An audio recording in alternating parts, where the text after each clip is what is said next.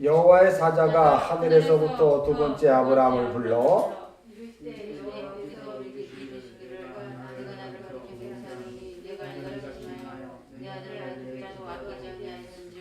내가 네게 큰 복을 주고 내 씨가 크게 번성하여 하늘의 별과 같고 바다의 모래와 같게 하리니 내 씨가 그 대적의 성문을 차지하리라. 또 내 씨로 말미암아 천하 만민이 이 복을 받으리니 이는 내가 나의 말을 준행하였습니다.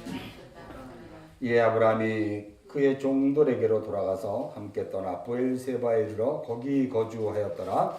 이 어떤 사람이 아브라함에게 네가 당신의 신이라고 그의 맏아들은 우스요 우스의 형제는 부스와 아람의 아버지 그무엘과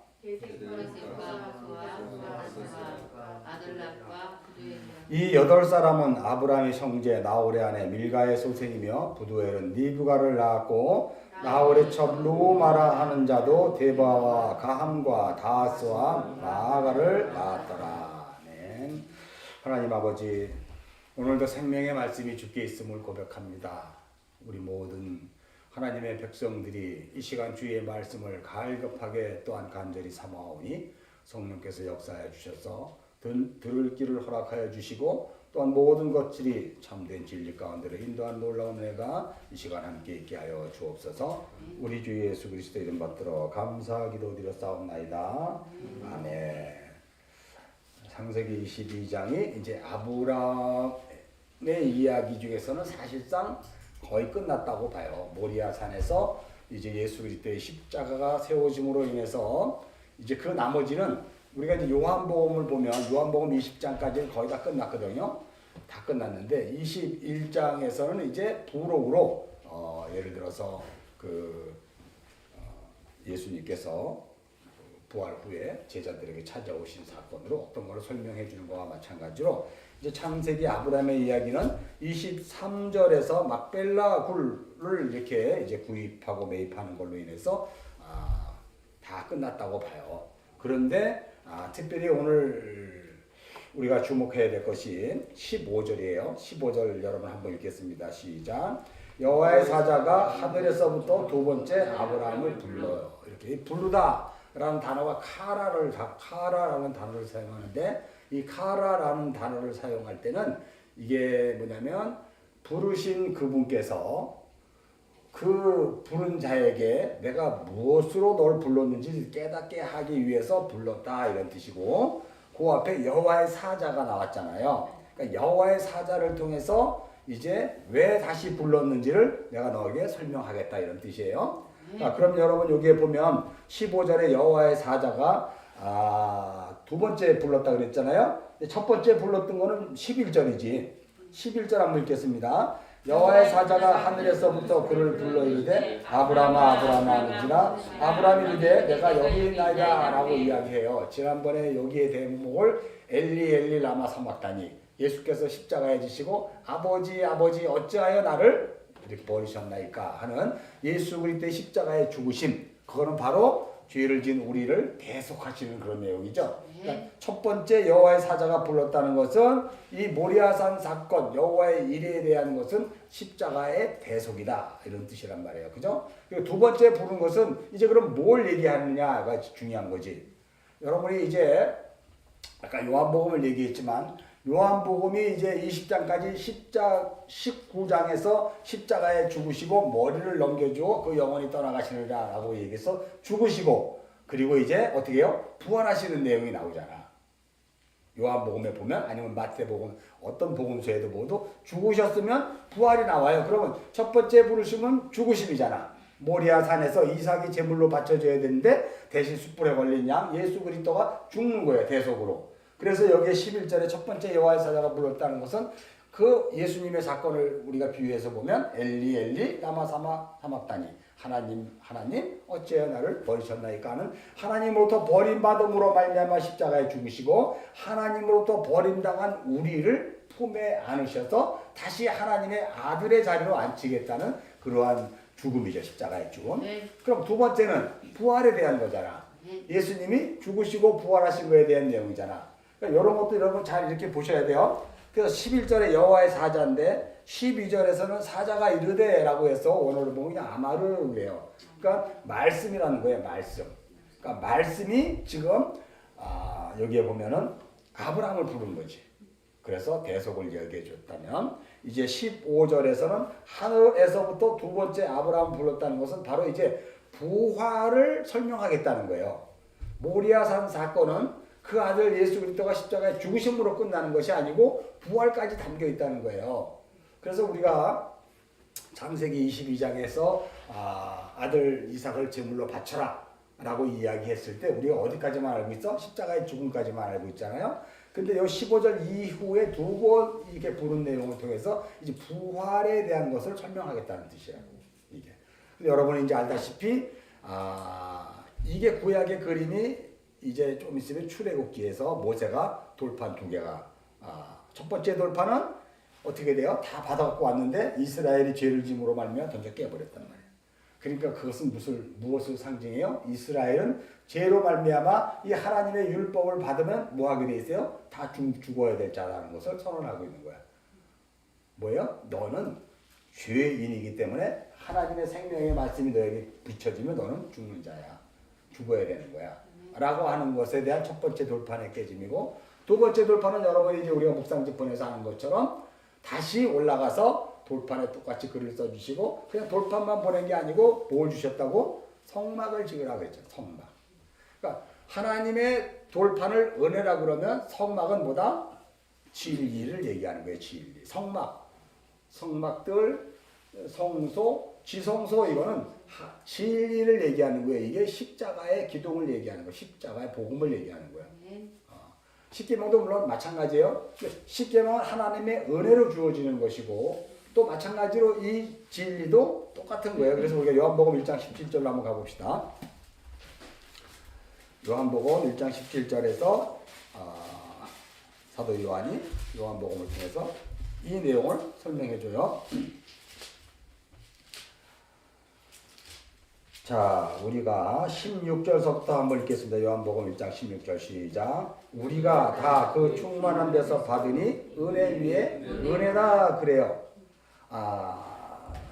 은혜 위에 은혜다.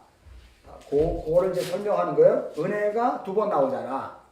은혜 위에 은혜인데 이 은혜가 어떤 은혜고 뭔지를 17절에서 설명해 주는 거예요. 17절 시작. 율법은 모세로 말미암아 주어진 것이요 은혜와 진리는 예수 그리스도로 말미암은 것이다. 그러니까 은혜 위에 은혜라고 16절 얘기했잖아요. 그럼 첫 번째 은혜는 뭐냐면 율법이에요. 모세로 말미암아 주어진 시내산 율법이 은혜고, 또 두 번째 나온 위에 은혜다 그랬잖아. 그 위에 덮어진 은혜. 그죠? 그게 진리야. 그게 바로 뭐냐면 예수 그리스도로 말미암아 온 거죠. 자, 18절 읽겠습니다. 본래 하나님을 본 사람이 없을 때 아버지 품속에 있는 독생하신 하나님이 나타나셨다. 그러니까 이 진리를 뭘 얘기하냐면 하나님을 본 사람이 아무도 없는데 어떻게 돼요? 그 하나님이 우리의 몸을 입고 독생자로 오신 거예요. 독자로 가장 유일하고 가장 거룩한 그 자로 이 땅에 오신 거예요. 그러니까 예수를 보면 누굴 본다? 하나님을 보는 거예요.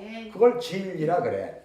그래서 예수님은 하나님의 모든 것을 담고 있으신 분이야. 그래서 하늘에서 오신 그 진리 되신 분. 그래서 진리고, 은혜는 십자가의 율법이다. 모세로부터 시내산 율법이 은혜라는 거예요, 여러분. 그 율법이 왜 은혜가 될까? 첫 번째 돌판이 아니라 두 번째 돌판을 주었기 때문에 은혜가 되는 거예요. 첫 번째 돌판을 우리가 받으면 우리는 다 죽는 존재야. 그리고 하나님 백성이고 뭐고 없어. 이 역사는 끝나. 지 멋대로 짐승짓 하다가 그냥 살고 다 감옥 끝나. 근데 두 번째 성막이 주어졌기 때문에 그들의 성전 안에 내가 거하겠다는 거잖아요. 그래서 우리 안에 성전이 지어지고, 그 다음에 어떻게? 이제 우리 안으로 들어오셨어. 그게 여기 이런 얘기예요. 14절, 요한복음 1장 14절 읽겠습니다. 하나님이 육신이 되어 우리 가운데 거하심에 우리가 그 영광을 보니 아버지의 독생자의 영광이요 은혜와 진리가 충만하다. 그러니까 그 말씀, 홀로고스, 그 다바르의 말씀이 육신, 우리와 똑같은 이 말씀, 우리의 육신이 되어 우리 안에 지금 뭐 했어? 거하다, 스케로스, 텐트를 치다, 장막을 치다 그러는 거예요. 그러니까 우리 안에 장막을 치는데 그것을 가만히 보니까 바로 그분이 하나님인데 그분을 장막 친 그거를 풀어보니까 은혜와 진리다 이런 뜻이에요. 그러니까 하나님의 성막은 은혜와 진리를 설명해 주는 거예요. 다시 말해서 성막이지만은 율법의 기능을 담고 있는 성막이기 때문에 그래. 모세의 두 번째 돌판 다 이해하시죠? 다시 창세기 22장으로 가요. 그래서 이 두 번째 불렀다라고 하는 이 부름에 대해서 여러분이 이제 이해를 하셨죠? 자, 그래서 이 하늘로부터 두 번째 불렀다. 16절 이제 하면 되겠네. 자, 16절 우리 읽겠습니다. 시작. 이르시되 여호와께서 이르시기를 내가 나를 가리켜 맹세하노니 내가 이같이 행하여 내 아들 독자도 아끼지 아니하였은즉. 여기에 보면 이르시되 아마르라고 했는데요. 여호와께서 이르시되 여호와께서 이르시기를 두 번 했어요. 이르시기를. 첫 번째는 아마르인데 두 번째는 여호와께서 이르시기라는 건 내음이라는 뜻이에요. 내음을 하나님이 맡기신 말씀.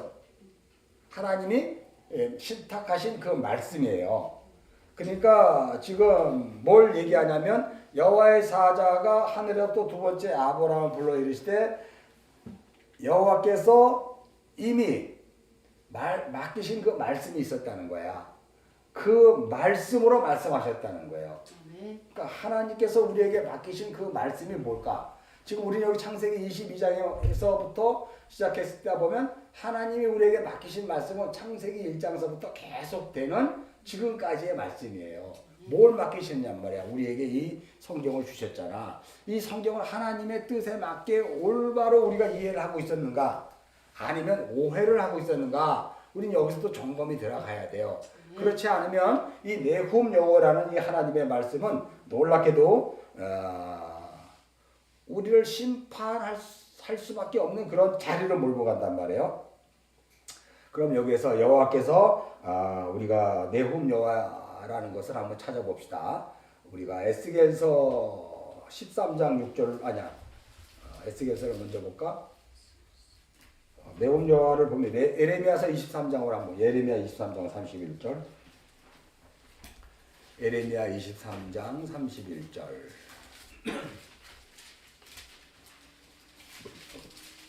예레미야 23장 31절 네훔 여호와 지금 여호와께서 말씀하시되라고 하는데 31절 예레미야 23장 31절 자 우리 한번 읽겠습니다. 시작. 여호와의 말씀이니라 보라 그들이 혀를 놀려 여호와가 말씀하셨다 하는 선지자들을 내가 치리라. 여기에 보면 여호와의 말씀이라 이게 네훔 여호와야. 똑같이 우리가 창세기 아까 22장에서 여호와께서 아마르하여 이르시되라고 하는 그 내용과 똑같은 단어를 써요. 네훔 여호와 보라 그들이 혀를 놀려 여호와가 말씀하셨다 하는 그 선지자들을 내가 치리라. 그러니까 이건 하나님의 말씀이에요 라고 이야기하는 선지자들 이거 굉장히 중요해요. 오늘날로 치면 누구야? 거짓 선지자. 그러니까 그 누구야 오늘날 치면? 여기 안에 있는 목사들이지. 목사들이잖아요. 목사 함부로 되려고 큰일 나. 목사들이 하나님의 진짜 생명의 말씀을 자기 것으로 알고 다바르로 알고 그것을 그럴 것이다 라고 얘기하고 여러분들이 자꾸 순종을 강요해버리면 그거는 거짓 선지자죠. 그런데 하나님이 그를 치리라 그러잖아요 여기에. 왜요? 그들이 혀를 놀려 이건 하나님이 말씀하셨다. 혀를 놀렸다는 게 굉장히 중요하죠. 자기의 생각으로 말을 하다 이런 뜻이에요. 이 생명 같은 하나님의 말씀을 자기의 생각으로 말을 하다. 이게 왜 위험하고 진짜 중요하냐면 나도 목사지만 오늘 수많은 목사들이 강대상에서 설교를 할 때 생명의 이 말씀을 한 번도 원어를 찾아보고 공부를 하지 않고 그냥 유명한 큰 목사 3만 명의 교회 목사가 설교를 한 거 다 베껴. 그리고 오늘 내 형편을 상에 보고 문맥을 맞춰서 내가 어떻게 돼요? 그냥 설교를 만들어. 그걸 일주일 동안 만들어 그거를 뭘. 그래갖고 선포하는 거야. 하나님이 이렇게 말씀하셨다고. 그러니까 여러분들도 이렇게 하셔야지 하고 어떻게 해요? 그렇게 뭐 자꾸 이야기 하잖아요. 그런 것들이 그들이 혀를 놀려 여호와의 말씀하셨다 하는 소리를 우리들에게 전한다는 거죠. 그게 어떤 내용이냐는 거예요. 32절 읽겠습니다. 여호와의 말씀이니라. 보라, 거짓 꿈을 예언하여 이르며 거짓과 헛된 자만으로 내 백성을 미혹하게 하는 자를 내가 치리라. 내가 그들을 보내지 아니하였으며 명령하지 아니하였나니 그들은 이 백성에게 아무 유익이 없느니라. 내음 여호와의 말씀이라. 그러잖아요. 거짓 꿈을 예언했다 그러고 거짓과 헛된 자만으로 내 백성을 미혹하게 한다며 나는 그들을 보낸 적이 없대요. 오늘날 목사는 다 신학교에서 만들지 하나님 보내지 않은 거야. 이게 큰 문제. 함부로 목사 되면 큰일 나요. 유익이 없어. 이 백성에게 유익이 없는 자가 된다는 거죠. 에스겔서 13장으로 가봅시다. 이 성경에 이런 얘기가 자꾸 나오는데 이게 안 보이나 봐, 목사들은. 에스겔서 13장. 이런 거 보면 두려워서 강대상에 못 써요. 함부로 말 못하기 때문에. 맞아요. 근데 막 써서 함부로 선포하잖아. 그러면 안 되거든요. 자, 13절, 우리 6절 한번 읽겠습니다. 13장 6절 시작. 여호와께서 말씀하셨다고 하는 자들이 허탄한 것과 거짓된 정체를 보며 사람들에게 그 말이 확실히 이루어지기를 바라게 하거니와 그들은 여호와께 보낸 자가 그러잖아. 여호와가 말씀하시다. 네훔 여호와예요. 그러니까 이 네훔 여호와라는 단어가 선지서에 많이 나와. 왜냐하면 비교하기 위해서 진짜 하나님의 말인지 아닌지를 비교하기 위해서 많이 나와요. 여기 보면 이게 여호와의 말씀이야 라고 하는 거짓 선지자들이 뭘 이야기하면 허탄한 것, 그죠? 허탄한 것인 샤우라는 단어를 사용하는데요. 이건 망령되게 하다 이런 뜻이야. 망령되게 하다. 그잖아요? 망령되게 하는 게 뭐예요? 우리가 십계명 여러 번 보면 알잖아. 망령되게. 그럼 우리 성경책 맨 뒤를 봐봐. 십계명 나오니까. 십계명 맨 뒤에 보면 십계명 이렇게 나오잖아요. 아예. 자, 그럼 1계명서부터 10계명까지 나오죠. 그럼 이게 키아종 구조로 하면 5계명과 6계명이 한 계명이에요. 같은 내용 서로 보완해 주는 거예요. 자, 잘 보자고요. 내 부모를 공경하라 라고 이야기하죠. 거기와 같이 붙어 있는 게 살인하지 말라야. 그러면 내 부모를 잘못 알고 공경하거나 공경하지 않는 거를 뭐 하는 거라 그래?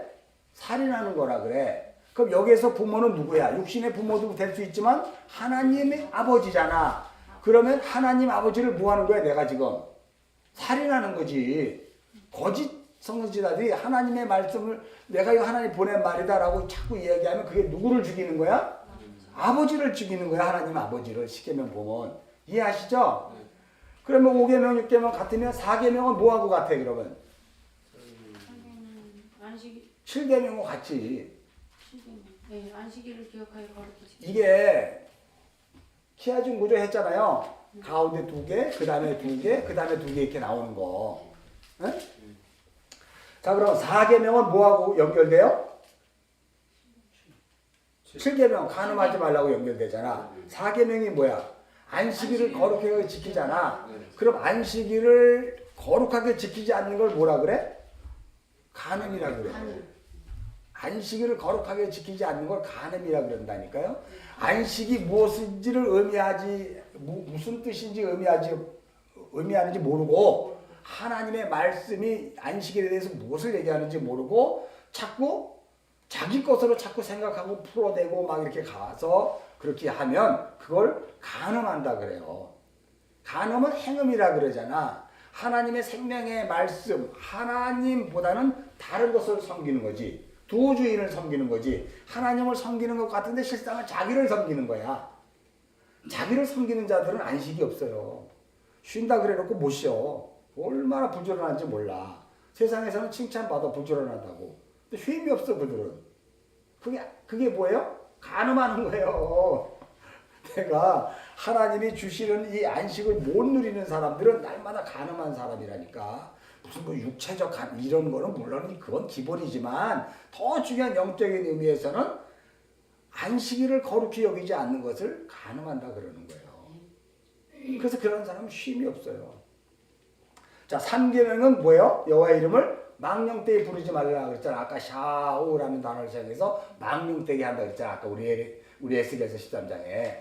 그러면 망령대의 이름은 뭐하고 같은 거야? 뭐가 대칭이 돼? 8계명이잖아. 네. 도둑질하지 말라. 그렇죠. 그러니까 하나님의 이름을 망령되게 부르는 게 다 뭐하는 거다? 도둑질하는 거예요. 남의 거 훔치는 게 도둑질인 거지만 물론 문자적으로는 더 중요한 도둑질의 의미는 하나님을 망령되게 여기는 것을 도둑질한다 그래.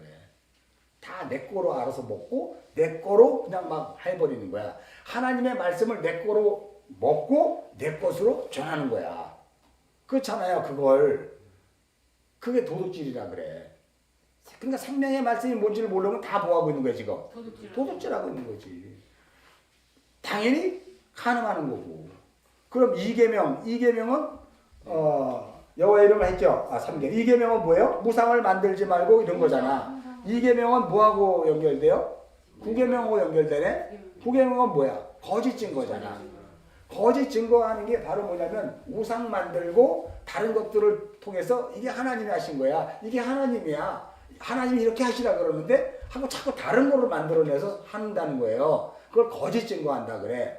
무슨 얘기인지 알죠? 그럼 1계명은 10계명하고 같이 연결되는 거잖아. 대칭이잖아.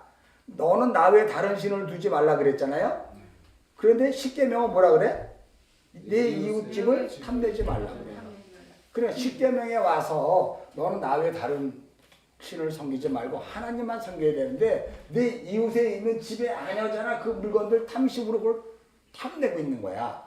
우리는 누구를 탐내야 되는데 오직 하나님 예수 그리스도만을 어떻게 해야 돼요? 여기에 둬야 되는데 자꾸 다른 걸 탐하는 거야. 이게 10계명이 이해가 됩니까 지금?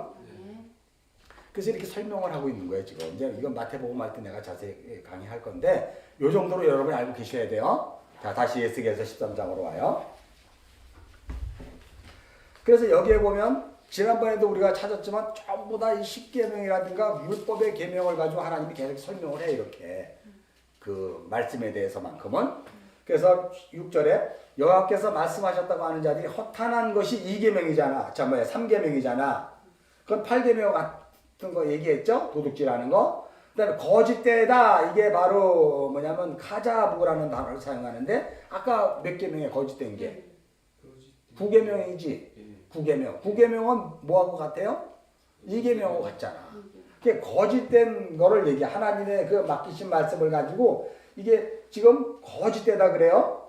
2계명, 9계명 여러분이 이걸 잘 찾으셔야 돼요. 그 다음에 여기에 보면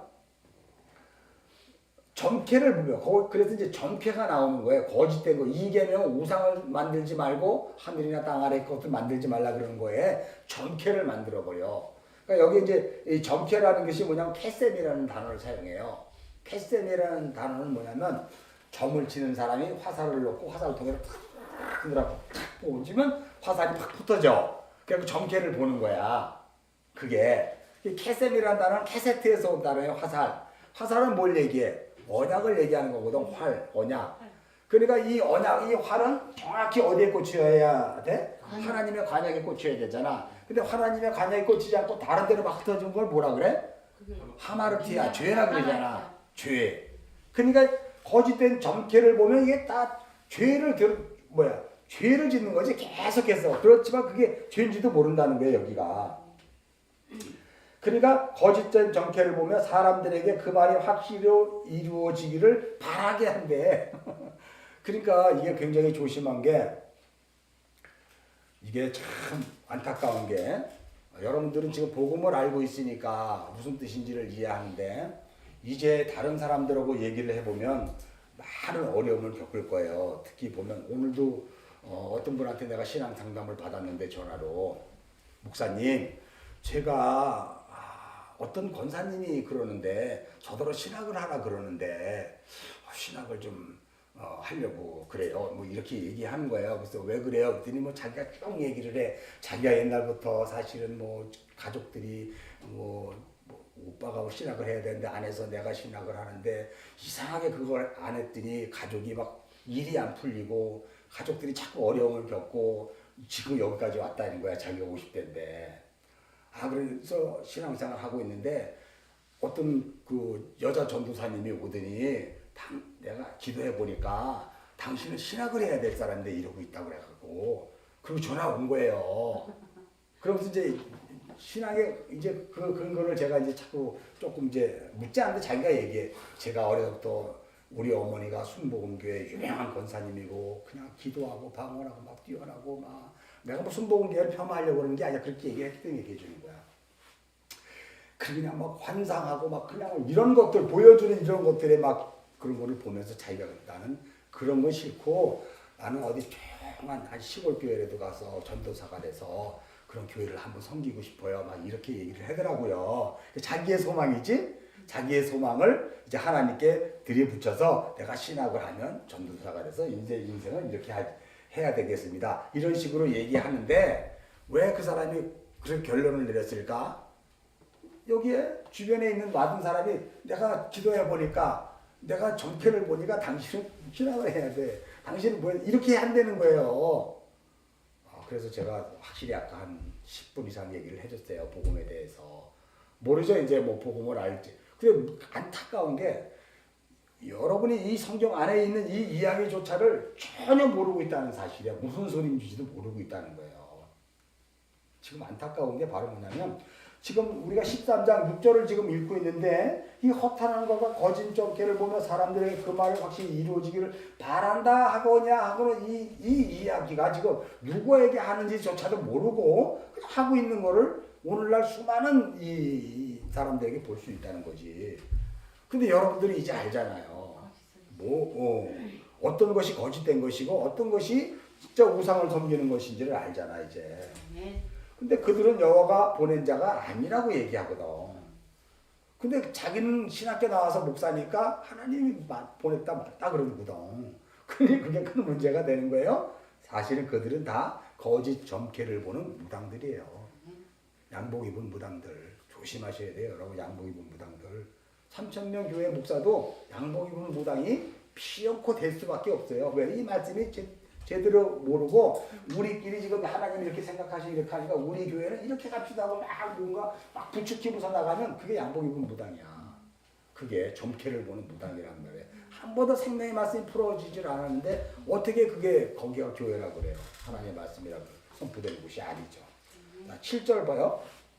읽겠습니다. 시작. 너희가 말하기는 여호와의 말씀이라 하여도 내가 말한 것이 아닌즉 어찌 허탄한 묵시를 보며 거짓 점괘를 말한 것이 아니냐 그래. 여기 여호와의 말씀 네훔 여호와는 흐레마라 그래요. 우리가 헬라어로 보면 흐레마 생명의 말씀 속에 있는 말씀 그잖아요. 그러니까 네훔 여호와는 속에 있는 하나님의 속에 있는 그 마음이야. 근데 이 성경 전체는 다 하나님 안에 품고 있는 그 마음을 여기다 기록한 책이기 때문에 이 성경 속에서 내 마음을 찾으려고 하는 게 아니라 하나님의 마음을 찾아야지. 그게 흐레마예요. 하나님의 속뜻. 그러다 보면 내가 드러나는 거야 누군지. 자, 그래서 여호와의 말씀이라 하여도 내가 말하는 것이 아니라 이거야. 그때 여기에 말한 것은 나바르란 말이에요. 내가 이 겉의 말씀으로 준 게 아니거든.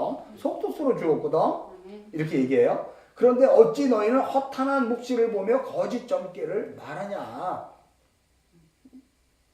이게 얼마나 큰 안타까운 거를 우리가 좀 봐야 되죠. 자, 그래서 다시 창세기 22장으로 봐요. 자, 여기에서 네훔 여호와를 봤어요. 이제 내가 나를 가리켜 맹세하노니라고 이야기하죠. 그러니까 여기 잘 보면 하나님이 하나님을 가리켜 맹세하고 있잖아 지금. 뭘 맹세하고 있는 거예요 지금? 이게 첫 번째 대속의 은혜, 십자가의 대속, 모리아산에서 세워진 십자가를 얘기했다면 이제 두 번째 부르는 이 내용, 부활에 대한 내용은 하나님이 자기의 이름을 걸고 뭐 하겠다? 맹세하겠다 그러잖아. 그게 언약하겠다. 쉐바라고 이야기해. 쉐바라는 또는 부엘쉐바 이런 쉐바는 언약을 하다 이런 뜻이에요. 여러분이 찾아봤으면 우리가 알다시피 히브리서 6장으로 한번 가봅시다. 뭘 언약을 하셨는지 한번 봅시다. 히브리서 6장.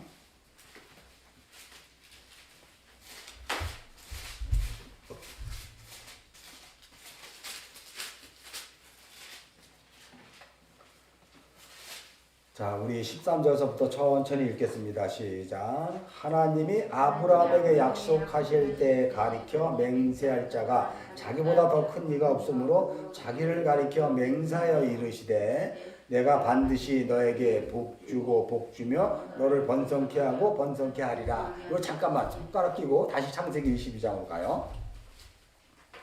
여기 보면 17절에 창세기 22장 17절 봅시다. 읽겠습니다. 시작. 내가 내게 큰 복을 주고 내 씨가 크게 번성하여 이렇게 돼 있죠.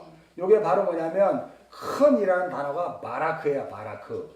그리고 바라크 또 바라크 주고, 그죠? 넷이 제라가 크게 라바 또 라바 하겠다. 번성하고 번성하게 하겠다 이런 단어예요.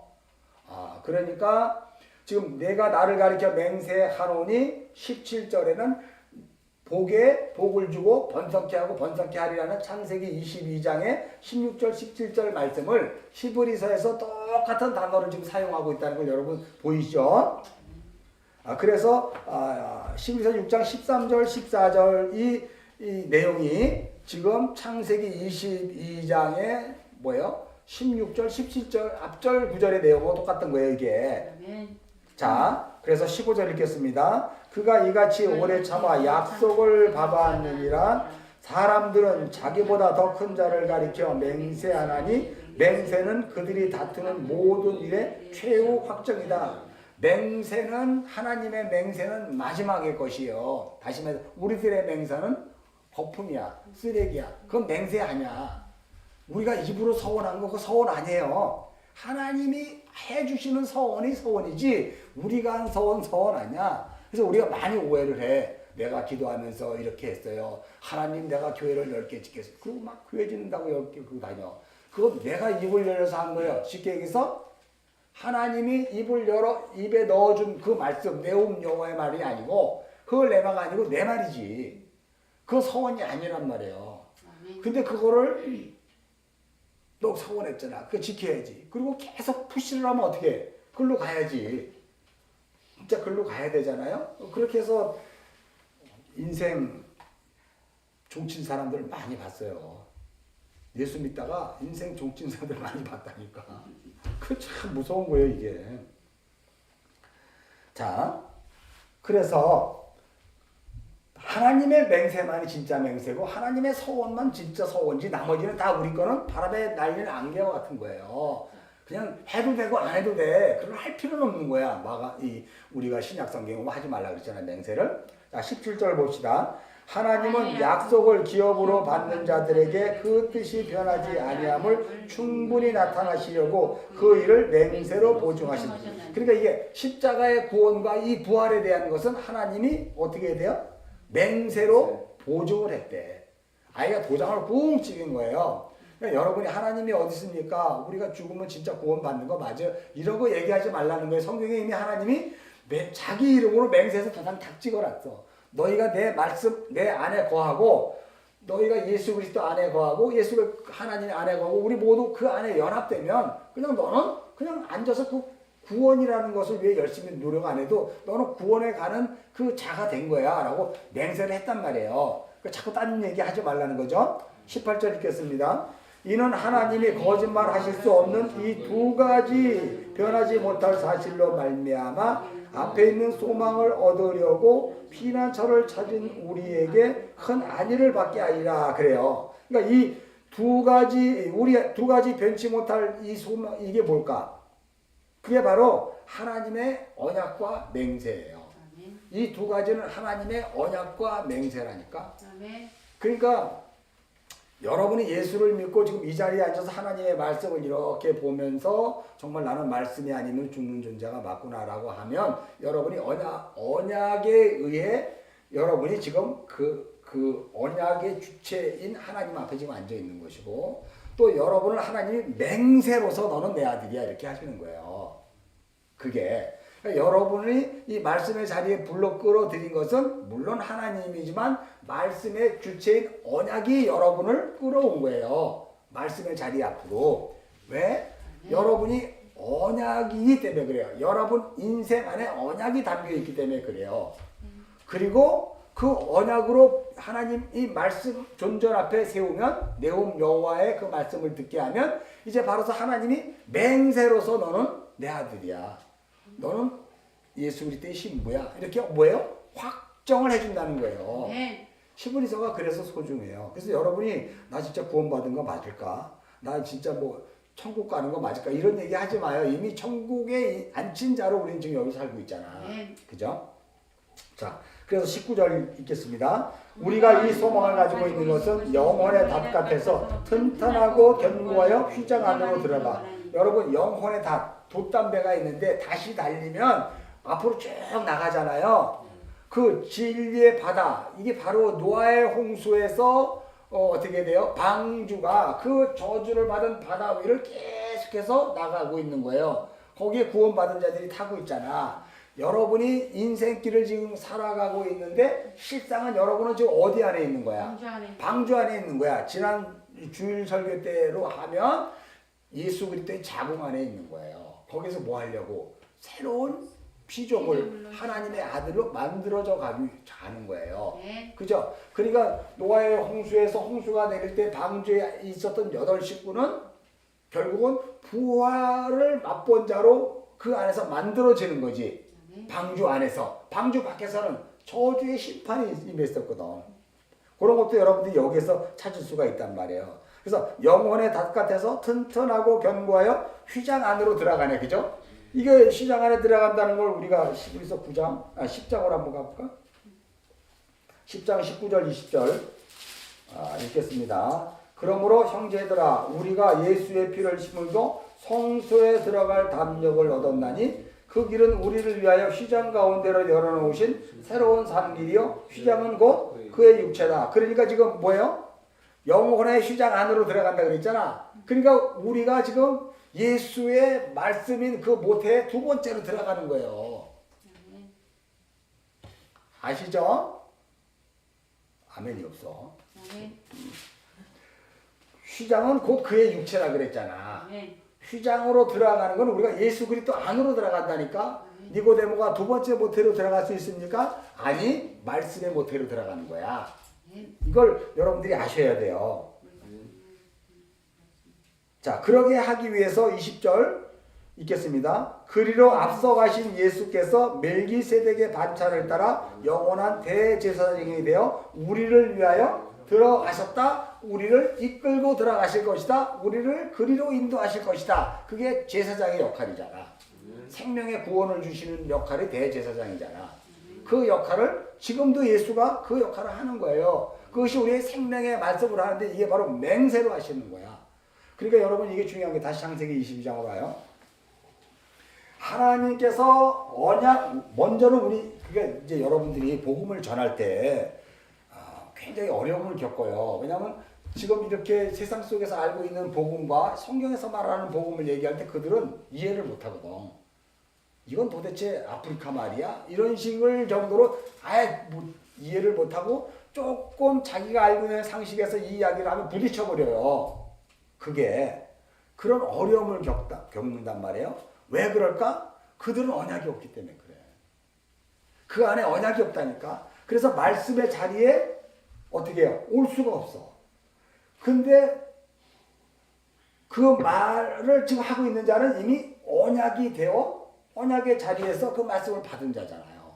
그러니까 여러분들 같은 경우는 이 생명의 말씀을 지금 알고 있잖아. 그러면 여러분 안에 지금 언약이 있다니까. 그래서 여러분이 여기를 부른 거예요. 우리 강 집사님도 강 집사님 안에 언제인간 모르게 언약이 여기 안에 있는 거야. 그래서 그 언약이 영혼의 닷과 같이 나를 이렇게 밀고 오는 거예요. 어디를? 저주의 바다에서 생명의 그 영혼의 그 예수의 육체 안으로 밀고 오는 거예요. 지금. 그 언약이 그 일을 한다니까. 그리고 예수가 맹세로 보증을 하는 거예요. 너는 완전한 하늘의 백성이야. 보증을 하는 거예요. 그럼 예수를 믿고 완전한 하늘의 백성으로 우리가 보증을 받았으면 우리가 이 땅에 어떻게 살아야 되는지를 너무도 잘 알잖아. 양심으로 살아간다고 할 수 있지만 그보다 더 큰 깊은 은혜로 살아가는 자들이잖아요. 나는 죽고 그리스도 예수로 살아가는 것이 뭔지를 날마다 맛보는 자들이잖아. 그런 것이 얼마나 여러분에게 큰 기쁨이고 소망인지를 아셔야 되는 거예요. 그런데 이것을 이해를 못하기 때문에 참 안타깝죠. 자, 그래서 여기서 16절 지금 보고 있는 거예요. 내가 나를 가리켜 맹세하노니 라는 그 맹세 지금 우리가 봤습니다. 내가 이같이 행하여 라고 하는 것을 나바르 아사라 그래요. 여기에 보면 그러니까 이 생명의 말씀이 들어가기 위해서 우리들에게 이렇게 문자를 넣어줬는데 내 안에 언약이 있으면 그 문자적인 말귀를 이건 뭐지? 이건 아닐 텐데 하고 의심이 생기고 다시 한번 두드려 보고 그 속뜻을 캐는 그 귀가 열리게 된다는 거야. 귀. 샤마가 되는 거예요. 그래서 여기에 보면 내가 이같이 행하여 라고 얘기해서 다바르 아사예요. 그 행함. 지금 아브라함이 지금 독자 이삭을 모리아 산으로 끌고 왔잖아요. 그런데 가만히 보면 아브라함이 처음에는 창세기 15장쯤에 가면은 하나님이 너에게 내가 바다 모래와 같이 하늘의 별과 같이 씨를 주겠다 그러니까 아니에요. 내가 내 집에서 길려온 엘리에색이 내 씨가 될 거라고 하니까 하나님이 아니다. 내 몸에서 날 자가 내 씨다 그러잖아요. 창세기 18장쯤 이렇게 쭉 오니까 이제 내가 지금 백세나 되는데 어떻게 씨가 있어요? 아니야. 내 몸에서 날 씨를 그렇게 참 계속 밀고 들어오잖아요. 그러니까 아브라함도 처음에는 이 다바르의 말씀을 이해를 했어? 못했어? 그 아브라함일 땐 이해를 못했고요. 아브라함일 땐 이해를 했어요. 창세기 15장에선 아브라함이야. 이해를 못했어요. 그래서 이제 할례 언약이 이루어지자 이제 아브라함이 되자 이 말뜻을 아는 거예요. 그러죠? 그와 마찬가지로 우리가 요한복음 5장으로 한번 가봅시다.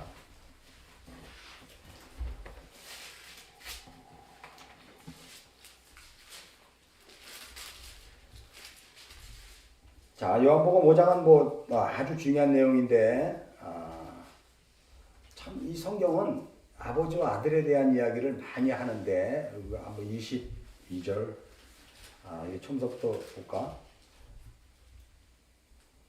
앞에 22절부터 봅시다. 그 앞에 거는 뭐 똑같은 거니까 5장 22절 시작. 아버지께서 아무도 심판하지 아니하고 심판을 다 아들에게 맡기셨으니 이는 모든 사람이 아버지를 공경하는 것 같이 아들을 공경하게 하시느니라. 아들을 공경하지 않는 자는 그를 보낸 아버지도 그러니까 여기 잘 보세요. 그를 보낸 아버지도 공경하지 않는다 그랬지. 근데 그 위에는 아들을 공경하지 아니한 자는 그를 보낸 아버지도 공경하지 않는다 그랬어요. 그러니까 아버지와 아들에 대한 이야기요. 예수 그리스도 하나님에 대한 이야기고 또 우리에 대한 이야기일 수도 있어요. 근데 모든 사람으로 아버지를 공경하는 것 같이 아들을 공경하게 하려고 하는데 공경하지 않는데. 24절. 내가 진실로 너희에게 이르노니 내 말을 듣고 또 나를 보내는 이를 믿는 자는 영생을 얻었고 심판에 이르지 아니하니 사망에서 생명을 옮겼느냐. 여기에 보면은요 뭐라 그래요? 내 말을 듣고라 그랬잖아. 이 하나님의 말씀을 그 겉의 말씀을 속뜻으로 알아들으면은 이런 뜻이에요. 그러면 뭐가 되는 거예요? 아버지를 공경하는 거예요, 그게. 그리고 그 아들 예수 그리스도를 공경하게 되는 거예요. 그런 자를 뭐라 그래요? 사망에서 생명으로 옮겨진다고 그러잖아요. 자, 25절 읽겠습니다. 진실로 너에게 이르노니 죽은 자들이 하나님 아들의 음성을 들을 때가 오나니 곧 이때라 듣는 자는 살아나리라. 그러니까 여러분이 듣는 자가 살아날 수 있는 유일한 길은 하나님의 음성이 내 귀에 들려줘야 돼. 샤마 들려줘야 돼. 그러면 그게 뭐가 돼야 돼? 하나님의 음성이 내 귀에 들려질 수 있는 것은 바로 뭐냐면 내가 언약이 담겨있기 때문에 들리는 거예요. 하나님의 언약이 담겨있기 때문에 들리는 거라니까. 하나님의 언약이 담겨있지 않으면 안 들려요. 그 언약을 창세기 1장서부터 계속 언약이잖아. 첫째 날서부터 일곱째 날이 일곱 언약 그잖아요. 일곱 언약 구해주세바잖아. 똑같이 언약. 그리고 2장서부터 계속해서 그 1장부터 첫째 날부터 일곱째 날을 계속 풀어주는 거잖아. 언약을 다 풀어주는 거잖아. 하나님의 말씀은 겉으로 보면 다 바른데 속으로 보면 다 뭐야? 언약의 말씀이지. 언약의 말씀. 그거를 이제 알게 되는 자, 그래서 그 안에 언약이 있는 자는 하나님의 말씀을 알게 된다 그러는 거예요. 이게 굉장히 중요해요. 그래서 여러분이 이 밖에 나가서 이 생명의 말씀을 자꾸 가르쳐 주려고 하지 마요. 왜냐면 그들이 언약이 있는 자는 알아먹고 저렇게 봐요.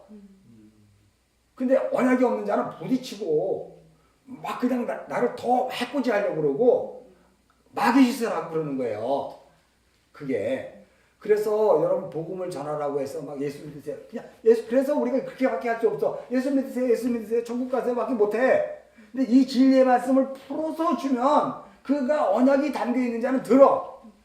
근데 언약이 없는 자는 못 들어요. 오히려 적이 되는 거예요. 예수 지고 십자가에 달아 죽인 것처럼 그렇게 해요. 그래서 여러분들이 세상에 나가서 복음의 이 생명의 진리의 말씀을 듣고 전할 때 어떻게 해야 되는지를 지혜롭게 하란 말이에요.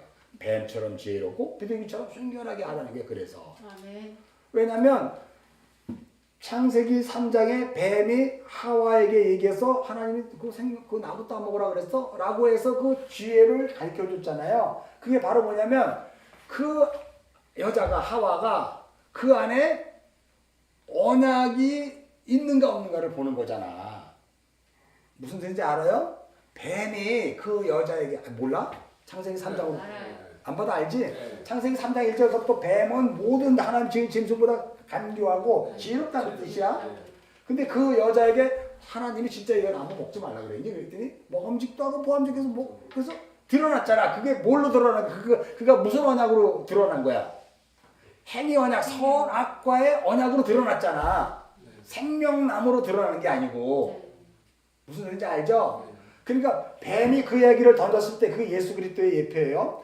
그게 딱 지혜를 던지니까 그가 뭔지를 드러났잖아. 무슨 언약이 있어? 생명나무 언약이 있는 거예요. 우리는 선악나무가 바로 생명나무로 나가지 못해. 내가 선악 체계가 드러난 거라니까. 선악의 언약을 가지고 지금 이 안에 왔다니까. 그래서 이 언약을 통해서 내가 계속해서 부인되면서 어떻게 해요? 생명나무가 보이게 되는 거지. 그렇게. 그래서 언약을 우리의 삶 속에서 보게 해요, 하나님이. 그래서 여러분이 지금 여기에 아직은 생명나무를 알고 있지만 선악의 주체가 돼서 선악의 언약을 가진 자로 이 앞에 온 거고 그 말씀 앞에 쓴 거예요. 근데 이게 선악의 언약인지를 모르고 자기 것으로 봐버리는 게 다 다바르야. 이게 겉의 말씀이야. 무슨 소리인지도 이해를 못하고 자기가 편리하고 자기가 해석하고 꾸며낸 걸로 그냥 먹어버리는 거야. 그리고 신앙생활 해. 어려워요? 아니요? 어려워요 이게? 쉽잖아. 그래서 우리는 모두 다 생명나무 언약을 발견하기 위해 먼저는 우리 안에 선악의 언약이 있는 것으로 우리를 스스로 알게 되는 거예요. 아, 나는 그래서 이런 존재밖에 될 수 없구나. 나는 왜 이렇게 맨날 이렇게 어리석지? 나는 왜 이렇게 욕심이 많지? 나는 왜 이렇게 가지고 자기 자신을 들여다보는 게 선악 나무가 자기 안에 있는 거예요. 그걸 선악의 언약이 있어서 그런 거예요. 그죠? 그것을 통해서 이제 생명나무를 붙잡아야 내가 비로소 그리스도 예수로 살게 되는 거지.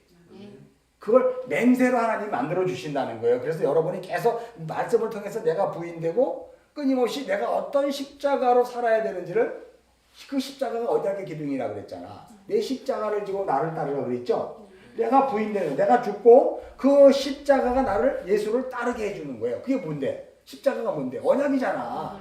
언약의 기둥이잖아. 그 십자가가 예수를 따르게 해주는 거지. 내가 내 십자가라 그러고 그걸 들고 내가 가는 게 아니라니까. 그걸 들고 예수 앞에 가는 게 아니라니까. 내가 이미 십자가의 기둥 스타우로스가 내 안에 서 있기 때문에 그 언약이 예수를 따라가는 거예요. 요한계시록 7장에 보면 예수가 어린 양이 어디를 가든지 따라가잖아. 그 백성들은. 그거와 똑같은 거죠. 자, 그래서 이제 우리가 16장을 계속해요. 내가 이같이 행하였다는 거예요. 그래서 계속해서 이제 언약과 맹세에 대한 것을 내가 얘기했고요. 내 아들 내 독자도 아끼지 아니하였은즉 이렇게 이야기해요. 그래서 이 구절을 우리가 이제 로마서 8장이 이렇게 설명을 하고 있는 것을 우리가 한번 봅시다. 로마서 8장 31절. 다 똑같은 얘기인데.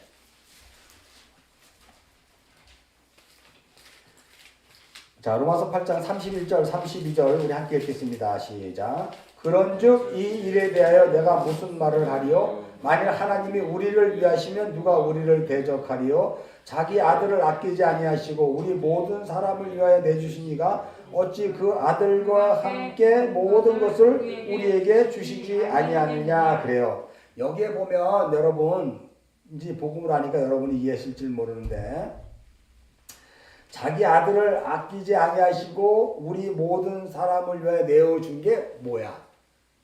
다바르를 보니까 모리아산의 십자가잖아.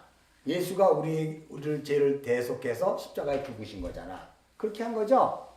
그걸 여러분이 속도수를 알면 하나님이 이제 나를 십자가에 달아 매시는구나 로 알아야지.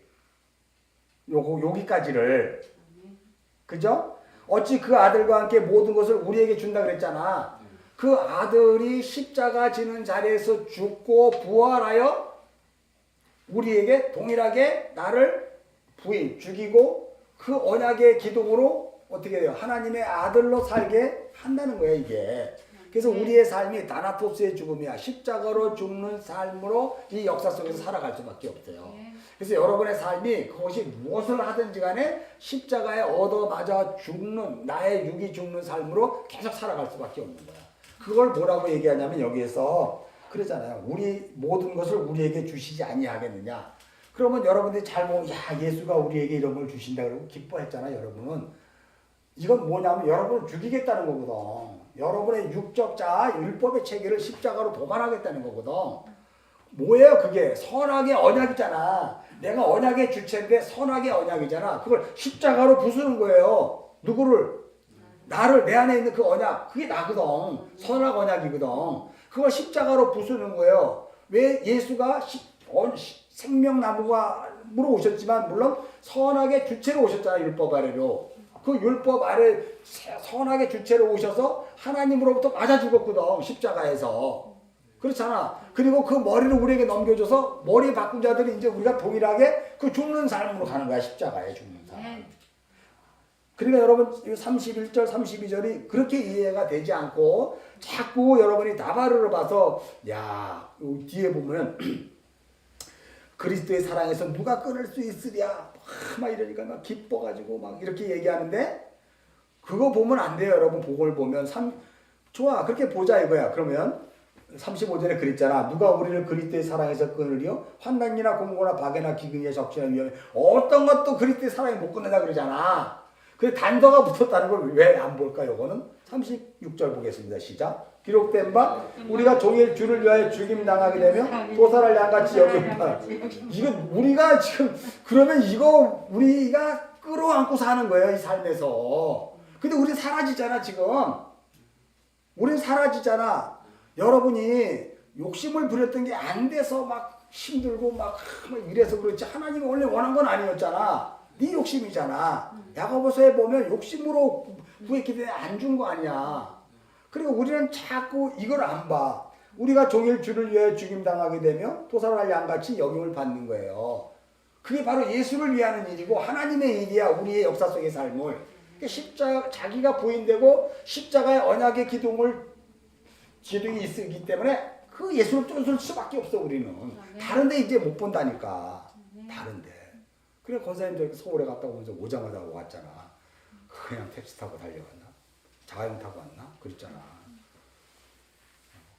우리가 다 그런 거예요 여러분. 그 언약의 기둥이 그렇게 끌고 온다니까 여기를. 그래 여러분 잘 생각하세요. 판단하는 게 내가 아닌데 정말 그 언약의 기둥에 선악으로 쭉만 하면 여기 안 와요.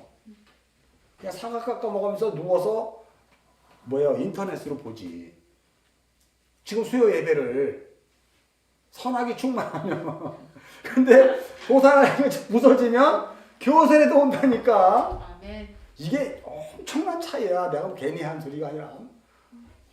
왜냐면 그걸 나의 존재적 자아를 확인하는 거예요 여러분. 그게 너무 놀랍잖아요. 그것에 대해서 여러분들이 한번 좀 생각을 해보셔야 돼요. 자, 충분히 이해하셨죠? 이 부분에 대해서?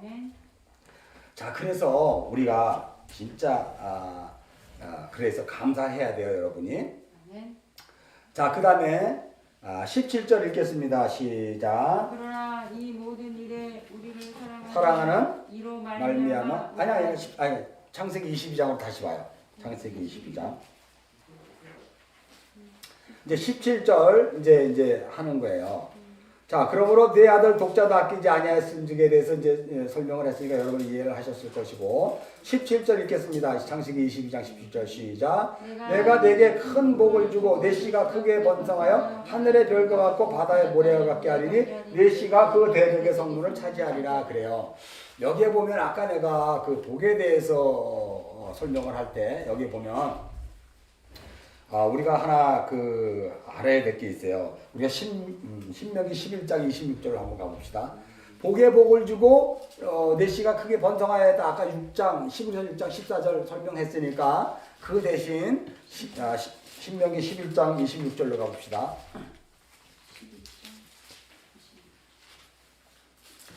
신명기 11장 26절 여기 잘 보세요. 여기도 여러분들이 많은 오해를 해요. 이게 옛날에 설교를 했던 내용이기 때문에 다시 한번 보는 거예요. 자, 26절 읽겠습니다. 시작. 내가 오늘 복과 저주를 너희 앞에 두었나니. 그럼 여러분 잘 보셔야 돼. 항상 하나님이 우리 앞에 뭘 주셨다고? 복과 저주를 주시는 거예요. 그래서 내 안에 선악의 주체로 선악의 언약으로 보면 뭘 잡게 돼 있다고? 복을 잡아야 되는데 그게 저주를 잡는 거고. 그잖아요. 내가 이 생명나무의 주체로서의 존재가 있으면 당연히 복을 잡는 거예요. 아멘. 그걸 잘 이해하셔야 돼. 아멘. 내가 지금 선악의 주체로 그 언약의 기둥으로 존재하고 선악의 주체로 존재하고 있느냐? 십자가로서의 그 언약의 그 스타워스도 생명나무로 존재하고 있는 거냐? 생명나무로 먹어야지 내가 죽고 사는 건지 아는 자냐? 선악으로 살아서 그것이 행위가 되어 하나님께 영광 받아 드리는 삶으로 가는 자가 되는 거냐를 구분을 하셔야 돼. 왜냐하면 하나님이 복과 저주를 내 앞에 놓았다는 것은 내 아래 놓으신 거예요. 그래서 내가 어떤 것이 튀어나오냐에 따라서 그게 복이고 저주인데 그게 나의 존재적 자아가 드러난 거야. 이 삶에서. 그걸 여러분들이 명심하셔야 돼요. 자, 27절 봅시다. 너희가 만일 내가 오늘 너에게 명하는 너의 하나님 여호와의 명령을 들으면 복이다. 그러면 하나님의 명하신 하나님의 명령을 들으면 복이 되는 거네. 그러면 안 들으면 뭐가 되는 거야? 당연히 저주가 되는 거죠. 그렇잖아. 복이 되려면 뭐 해야 돼요? 내가 생명나무 언약을 갖고 있어야 돼. 십자가의 언약이 되어 있어야 돼. 다시 말해서 하나님의 속뜻을 알고 있어야 돼. 그게 복이야. 근데 속뜻을 모르고 겉뜻으로만 알고 있으면 그게 뭐예요? 저주가 되는 거지. 내가 사망이니까. 그래서 여기에 보면 너희가 만일 내게 오늘 너에게 명하는 이라는 이 명하다는 게 차와라잖아. 차와라는 단어잖아요. 이게 겉의 말씀인데 속뜻을 알게 해주는 말씀이야. 근데 이것을 겉의 것으로 먹어버리면 저주가 되는 것이고, 이것을 하나님이 너의 명령을 들으면 이랬더니 이 명령은 미차와잖아. 말씀, 속뜻의 말씀으로 알면 미차와가 되면 그게 복이 되는 거예요.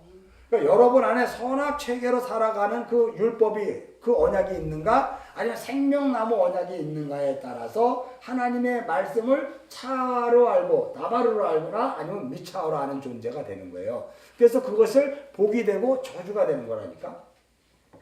그래서 28절 봅시다. 너희가 만일 내가 오늘 너희에게 명령하는 도에서 돌이켜 떠나 너희 하나님 여호와의 명령을 듣지 아니하고 본래 알지 못하던 다른 신을 따르면 저주를 받으리라. 그러니까 여러분은 이렇게 봐요. 하나님의 명령대로 하지 않고 다른 신을 따르면 저주가 되니까 우리가 우상 숭배하지 맙시다 이렇게 가잖아 자꾸. 이 속뜻을 모르고. 그러니까 여러분의 포커스는 다 우상 숭배 안 하면 하나님 명령을 잘 따르는 거고, 우상 숭배하면 하나님의 명령을 안 들은 거네? 그렇게 봤잖아. 이 우상숭배가 뭐예요? 이계명이잖아. 이계명은 뭐하고 연결되어 있다고 아까? 구계명하고 연결돼. 구계명은 뭐예요? 거짓 증거잖아. 거짓으로 점치는 거잖아. 무슨 소리인지 알죠? 그러면 그런 이 복음적인 내용을 알고 있으면 다른 신을 따른다는 것이 우상숭배, 하나님의 이계명, 그 다음에 구계명을 어기게 되는 거구나를 우리가 이제 알잖아요. 그러면은 그게 당연히 저주지. 그잖아요. 그래서 여기 보면 명령하는 도에서 돌이켜 떠나 너희 하나님 명령을 듣지 아니하고 본래 알지 못하던 다른 신을 따르면 이라고 이야기했지만 실상 너는 지금 누구다? 너의 존재는 지금 뭐다? 선악체계다. 너는 지금 언약이 담겨 있는 것 같지만 실상은 내 안에 선악의 나무로 가득 차 있다. 다시 말해서 창세기 3장 6절에 보암직도 하고 먹음직도 하고 지혜롭게 하면 탐스러운 것으로 가득 차 있는 너다. 근데 그것도 언약이야. 그걸 속뜻으로 알게 되면 그게 어떻게 돼요? 그게 진리가 되고 생명이 되는 거지. 그러기 위해서 뭐예요? 내가 따나토스 죽어야지. 하나님의 말씀에 십자가에 맞아 죽어야지. 그게 다 뺏겨야지. 그래야 선악을 아는 그 상태에서 생명으로 드러나는 거잖아요. 충분히 이해하시죠? 다시 창세기 22장으로 가요. 자, 그래서 이제 우리가 또 이제 봐야 될 것이 17절은 아주 중요해요. 내게 복을 주고 복 주고 이게 두 번 나왔단 말이야. 근데 이 복이 굉장히 중요한 복이라는 거야. 그리고 크게 번성하고 번성하게 한데 이게 하나님의 언약과 맹세로 이렇게 해준다 그랬잖아. 15서 6장에서. 그러면 이게 복에 복을 더한다 그랬는데 어디서 많이 들었는데 창세기 12장 2절에서 나온 거잖아. 복에 복을 더하리라 내가 아브라함에게 해준 거잖아. 그러니까 복에 복을 더하는 것은 바로 뭐야? 예수 그리스도의 십자가의 죽음이 우리에게 복이 되는 것이고 그리고 부활하는 것이 또 복이 되는 거잖아. 이해가 가죠? 그래서 창세기 12장 2절의 말씀이 복에 복을 더하고가 이 내용에 십자가에 죽으시고 부활을 만들겠다는 거예요.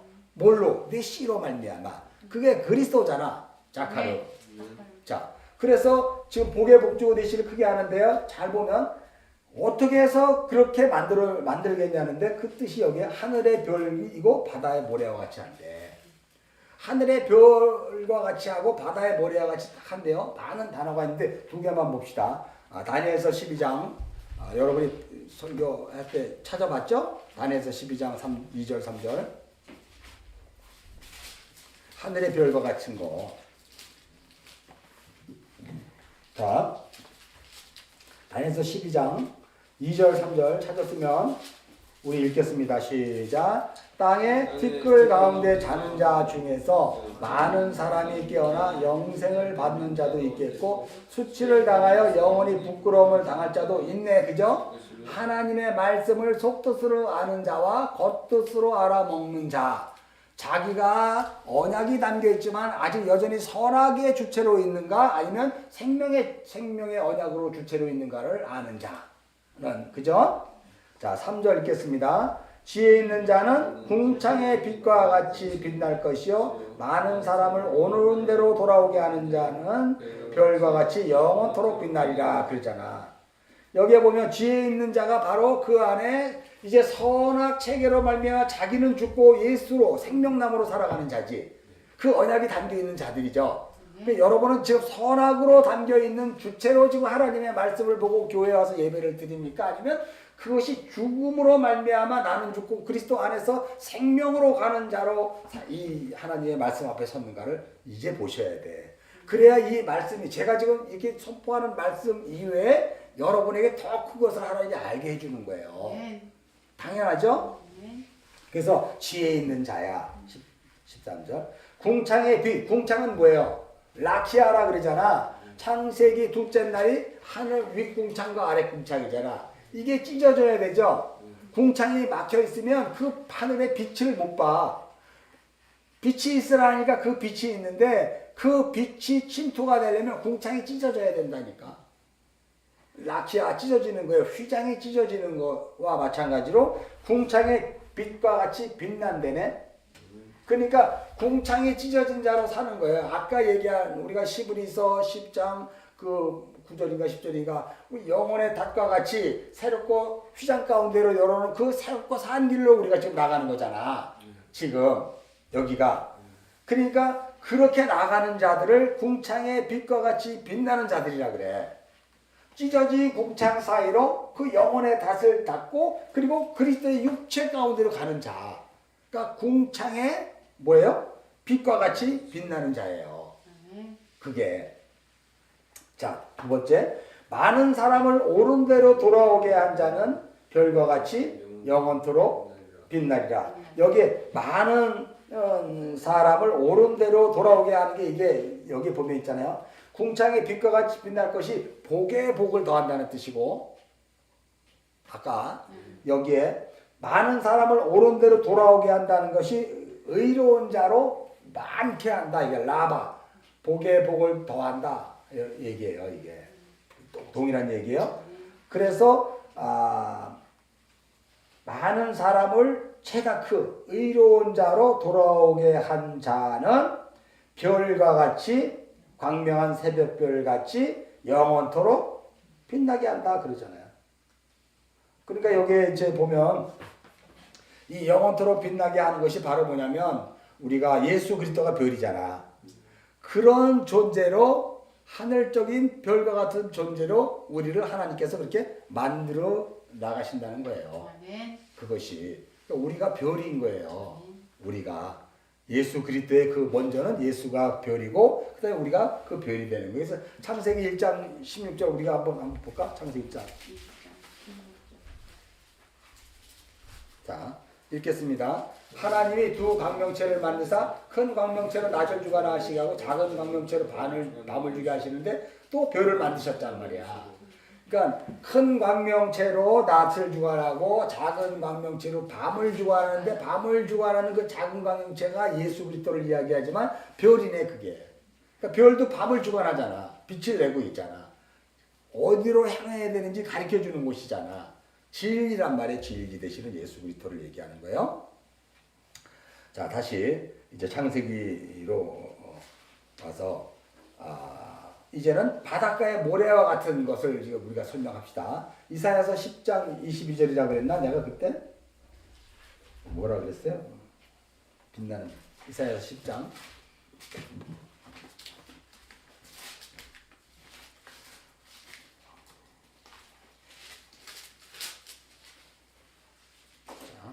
이사야 10장 21절 22절 자 읽겠습니다. 남은 자 곧 야곱의 남은 자가 능하신 하나님께로 돌아올 것이라. 이스라엘이여 내 백성이 바다의 모래와 같을지라도 남은 자만 돌아오라니 넘치는 공의로 파멸이 작정되었음이라. 이미 작정된 파멸을 주 만군의 여호와께서 온 세계 중에 끝까지 행하시라. 맹세로 행하시는데 이게 바로 뭐야? 바다와 모래와 같이 하늘의 궁창과 같이 그렇게 만드는 것이 바로 뭐냐? 복의 복이고요. 증가하는 건데 남은 자만 돌아오게. 남은 자 넷네트예요. 이게 뭐냐면 나무가 하나 있는데 그 무성한 나무는 다 잘라 태워져 버리고 밑둥가리만 남았어. 그러니까 이거는 뭐 자기의 예전에 우리가 큰 나무 잘라버리면 허무하잖아. 아무것도 아니잖아. 이제 자기로 살아가지 않아요? 다시 밑둥가리부터 새싹이 나오기 시작하잖아. 그런 존재가 남은 자야. 그러니까 나는 죽고 새싹이신 예수 그리스도로 말미암아 예수 그리스도에 의해서 새로운 싹이 되어 나오는 것을 남은 자라 그래요. 그죠? 그러니까 그런 자가 되게 하겠다 이런 뜻이에요. 그래서 우리는 다 남은 자만 그리스도 예수의 하나님의 존재적 자로 살아가요. 여러분들은 그래서 우리가 복음을 얘기할 때 자꾸 뭐라고 얘기하냐면 왜 우리가 죽어야 돼요? 왜 나의 육적 자아가 왜 부인돼야 돼요? 그게 다 잘라져 나가버려야 되거든. 그래야 그때 비로소 그게 뭐야? 선악나무잖아. 선악나무. 나를 살찌우고 나를 자랑할 수 있는 선악나무잖아. 그게 다 잘라가야 이제 비로소 나라는 이 상태에서 하나님의 생명나무가 자라기 시작하는 거예요. 말씀으로 말미암아. 그게 남은 자야. 그 자들만 돌아온다 그러잖아. 그죠? 아멘. 자, 그럼 다시 창세기 22장 17절 보면 내가 네게 큰 복을 주고 내 씨가 크게 번성하여 하늘의 별과 같고 바닷가의 모래와 같게 하리라는 것은 하늘의 별과 같이 바다의 모래와 같은 그들만 복에 복을 더한다는 거예요. 그들만. 아멘. 이해하시죠? 다 아니에요. 다음에 이게 중요해요. 그 다음에 내 씨가 그 대적의 성문을 차지하리라 라고 이야기해요. 여기에 보면 대적이라는 것은 우리가 이게 참 아야브라는 단어를 사용하는데 원수 이렇게 얘기해요. 하나님의 원수가 있네. 그러니까 내 씨는 뭐야? 그리스도잖아. 씨는 그리스도예요. 예수 그리스도도 되지만 그리스도라고 봐야 돼. 예수는 이미 첫 번째 부르심의 십자가에서 죽으신 그분, 율법 아래로서 죽으신 분을 예수고 이제 부활하신 분이 그리스도야. 내 씨로 말미암아 씨가 갈라디아 3장 16절에 그리스도라 그랬잖아. 그죠? 그러니까 내 씨가 그리스도가 대적의 성문을 차지해서 우리에게 넘겨주는 거야. 이 대적의 성문을 차지한다는 것이. 그래서 여기 차지하다라는 단어가 야라시라는 단어를 사용하는데요. 이것을 빼앗아 상속해 넘겨주다 이런 뜻이야.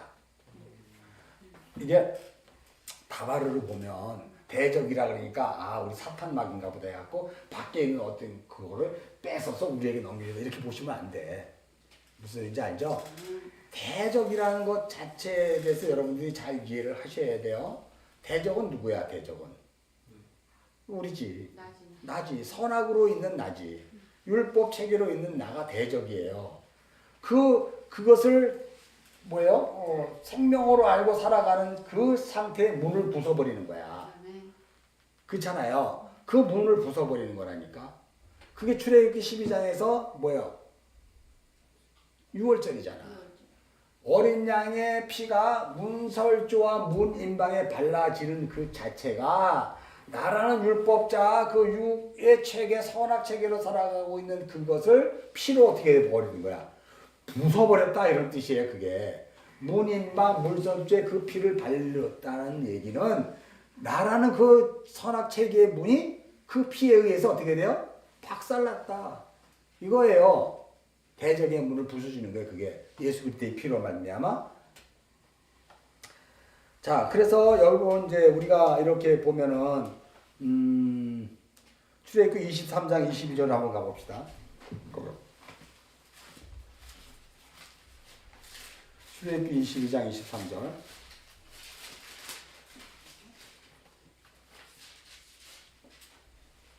아, 23장 22절. 23장 22절. 자, 21절부터 읽겠습니다. 너희는 삼가 그의 목소리를 청종하고 그를 노엽게 하지 말라. 그가 너희의 허물을 용서하지 아니할 것은 내 이름이 그에게 있음이라. 내가 그의 목소리를 잘 청종하고 내 모든 말대로 행하면 내가 내 원수에게 원수가 되고 내 대적에게 대적이 될지라 라고 이야기해요. 자, 여기에 보면 원수에게 원수가 되고 대적에게 대적이 된다 그러네. 뭐 하면? 그 목소리를 잘 청종하고 내 모든 말대로 행하면. 아까 얘기했잖아. 이게 언약의 선악의 율법으로 있으면 이 말을 청종할 수가 없어요. 다 자기 거로 먹어버리지. 근데 생명나무로 가게 되면 생명의 언약으로 듣게 되면 이게 들리는 거지. 속도수를 알아버리니까.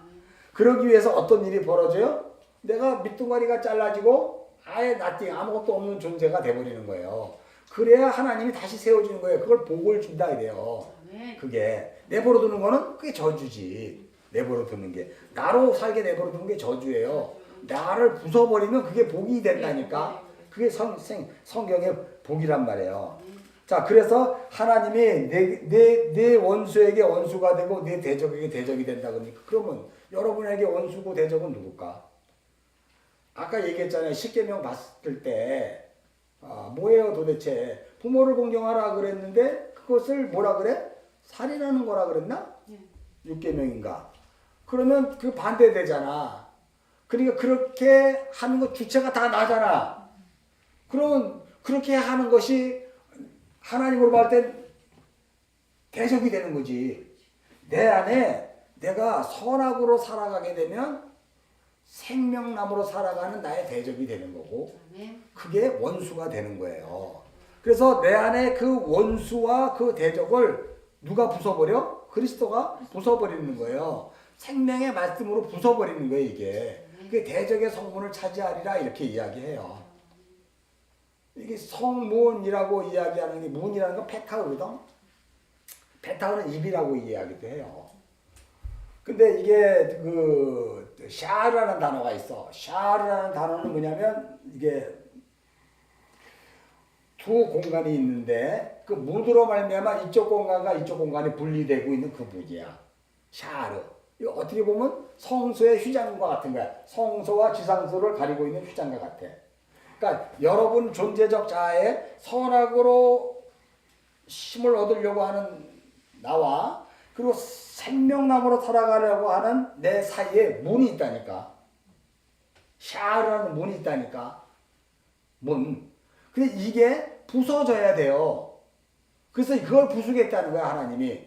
내 안에 들어오셔서 그 율법으로 살아가는 나를 그 문을 부숴버리는 거지 이제. 그게 여리고성이에요. 여리고성 무너뜨리는 거예요. 그게 무슨 뭐지 이 성을 무너져갖고 뭐 와 할렐루야 하나님한테 이게 아니고 내 안에 견고한 짐인 그 여리고성 절대 안 무너지는 그 내 생각, 내 자존심, 내 자아가 그게 문이에요. 여리고성 문 샤르. 그게 입으로 나올 때는 페타흐가 돼요. 죄가 되는 거예요. 죄. 창세기 4장 7절에 카인에게 죄가 네 문 앞에 엎드려 있다 그랬잖아. 우리 모두는 입만 열면 다 죄라니까. 왜냐면 그 성문이 아직 있기 때문에. 이게 부서져야 그 안에서 선이 나온단 말이에요. 예수의 말이 나온단 말이에요. 안 나오면 내 말이 나온다니까. 그래서 이걸 부숴버리는 거예요. 이게 문이. 자, 그래서 여러분이 이제 이것들을 잘 이해하셔야 돼요. 문에 대한 거. 사사기 우리 한 16장으로 한번 가봅시다. 사사기 16장.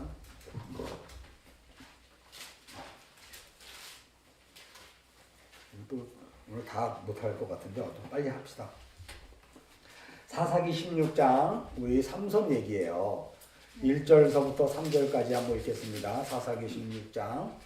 자, 삼손이 가사에 가서 거기서 한 기생을 보고 그에게 들어갔다. 여기 잘 봐봐요. 삼손은 나실인이고 예수 그리스도의 예표야.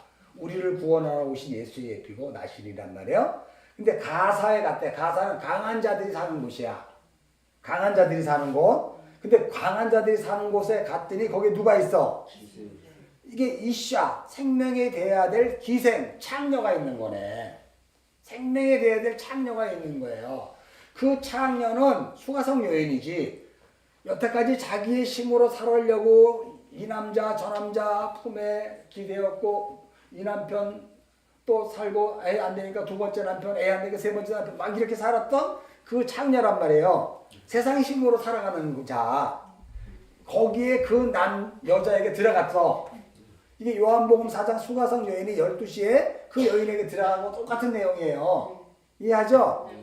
그 여자에게 들어갔어. 자, 2절 읽겠습니다. 시작. 가사 사람들에게 삼손이 왔다고 알려짐에 그들이 곧 그를 애웠다고 밤새도록 성문을 매복하고. 많이 본 단어야 이게. 소돔과 고모라 때 이 이야기가 나오잖아. 그렇죠? 롯의 집에 애웠다고 방금 온 천사들을 내놔라 우리가 상관하리라 이런 내용은 동일하잖아요. 이해하시죠?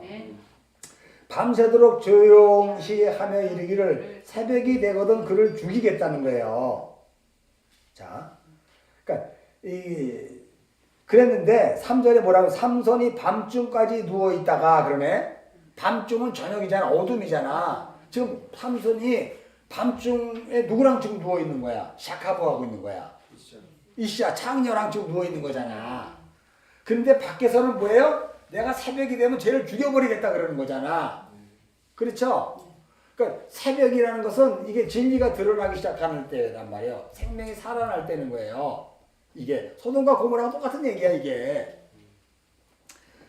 죽이는 거예요. 자, 삼손이 그 창녀와 같이 누워있다가 그 밤중에 일어났어.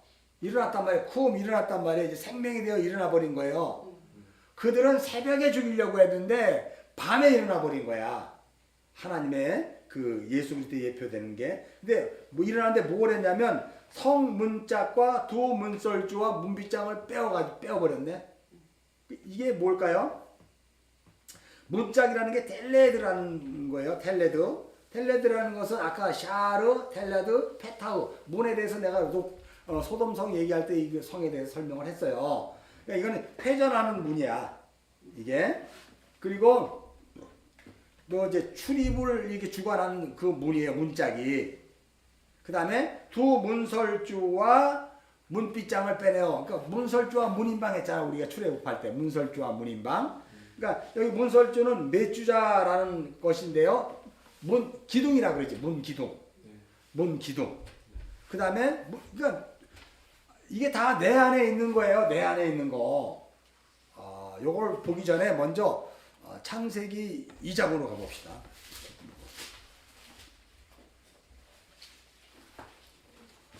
창세기 2장 여러분이 어디를 읽냐면 21절 읽겠습니다.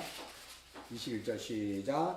여호와 하나님이 아담을 깊이 잠들게 하심에 잠들매 그가 갈빗대 하나를 취하고 살로 대신 채웠대. 그러니까 여기에서 갈빗대를 취했잖아요. 그러면 여기 봐봐요. 갈빗대가 지금 많이 있잖아.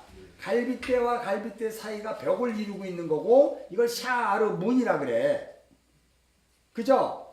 그러니까 이 갈빗대를 빼버린 거야. 그러니까 지금 다시 창세기 4사기 16장으로 가. 삼손이 누워 있다가 그러니까 누워 있는 건 창녀와 함께 누워 있잖아요. 삼손이 창녀와 한 몸이 되어 갖고 갈빗대를 뽑은 거야. 뭐 하려고? 돕는 배필 엣제를 만들려고, 생명에 있는 그 여자를 만들려고. 이해가 가요? 안 갈 것 같은데 다시 한번 확인시켜 줄게. 창세기 2장으로 다시 와. 내가 빨리 봤나 봐. 창세기 2장 21절 22절 읽겠습니다. 시작. 여호와 하나님이 아담을 깊이 잠들게 하시니 잠들매 그가 갈빗대 하나를 취하여 살로 대신 채우고, 여호와 하나님이 아담을 취하신 그 갈빗대를 뭘 만들었어? 생명을 만들었잖아. 일시. 이게 아까 사사기에 나온 삼손이 창녀와 같이 누워있는 상태잖아. 뭐 했다고? 다시 사사기 16장으로 가면 성문짝과 두 문설주와 문빗장을 빼었다는 게 바로 뭐냐면 창세기 2장에서 뭘 뺀 거야? 갈빗대를 뺀 거야. 무슨 소리 알죠? 그걸 빼버려야 거기에 생명나무로 그 여인이 생명을 얻게 되는 거기 때문에. 이해해요? 아까 얘기했잖아. 우리 안에 이 문짝이 샤르라는 문이 있다고. 나로 살게 하는 문이 있고 예수로 살게 하는 그 공간이 있단 말이야. 성소와 지성소. 그게 휘장이 찢어지는 거잖아. 그걸 갈빗대로 막고 있다니까. 우리 안에 갈빗대가 그렇게 있단 말이야. 그거를 뽑아낸 거야. 그러니까 여기 삼손과 여자가 같이 누워있는 상태에서 뽑았으니까 이거는 창세기 2장식으로 얘기하면 아담의 갈빗대를 뽑은 거지. 그렇잖아. 예수의 갈빗대가 뽑힌 거지. 삼손이 지금 그걸 보여주는 거란 말이에요. 이해하시죠? 그걸 빼가지고 그것을 모두 어깨에 메버렸네. 그러니까 예수 그리스도의 어깨를 메어가지고 어디로 갔어? 헤브론 앞산 꼭대기로 간대. 그러니까 헤브론이라는 뜻은 연합되다, 하나되다 이런 뜻이에요. 근데 앞산이라는 것은 뭐냐면 하나님의 얼굴이 있는 그곳 이렇게 얘기해.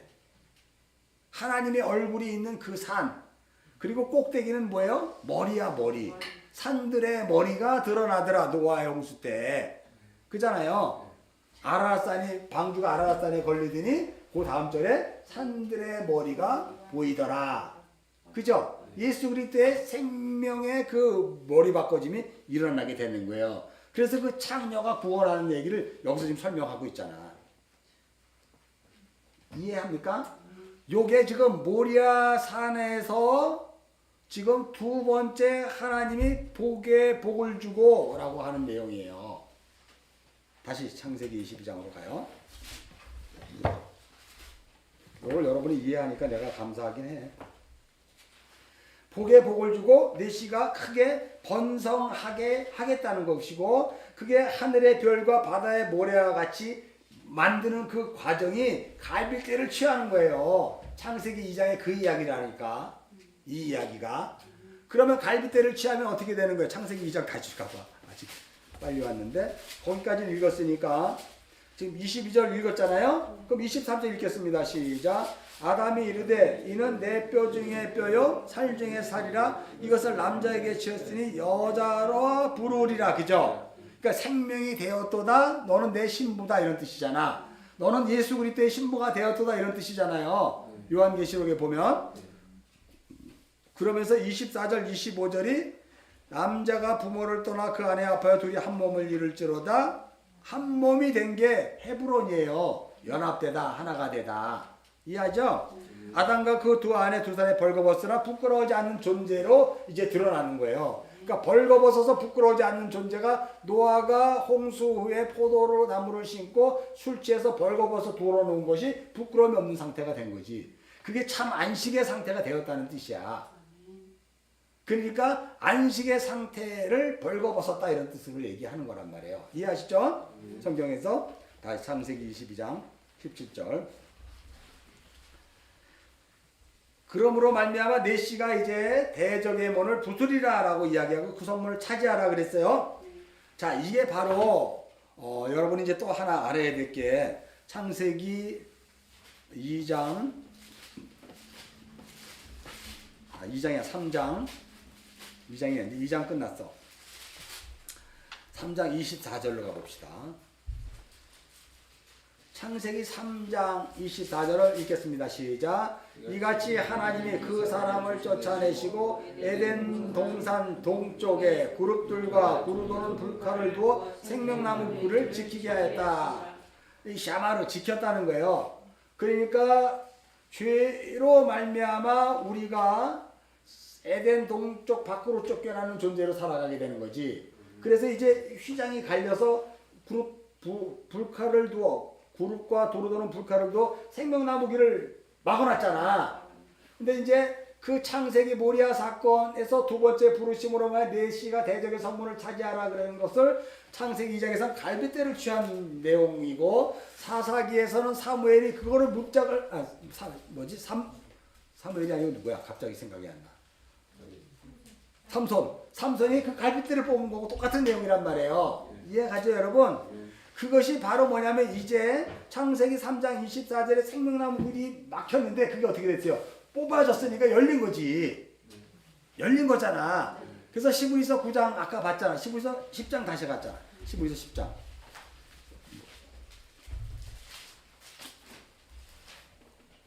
자, 시브리서 10장 19절 20절 읽겠습니다. 시작. 그러므로 형제들아 우리가 예수의 피를 심이고 성소에 들어갈 담력을 얻었나니 그 길은 우리를 위하여 휘장 가운데로 열어놓으신 새롭고 산 길이요 휘장은 그의 육체로 되는 거예요. 그러니까 이게 내 살 중에 살이요 뼈 중에 뼈이 된 거야. 이게 예수와 우리가 하나가 된 거야. 무슨 소리인지 알죠? 예수의 그 살로 채워진 거예요. 거기에 복음으로 채워진 거야 그게. 요 그림을 충분히 이해하십니까? 제가 시간이 없어서 빨리 설명해서 다 이해를 하시죠 여러분? 네. 그러면 감사하지. 자, 갈라디아서 3장 10절 봅시다.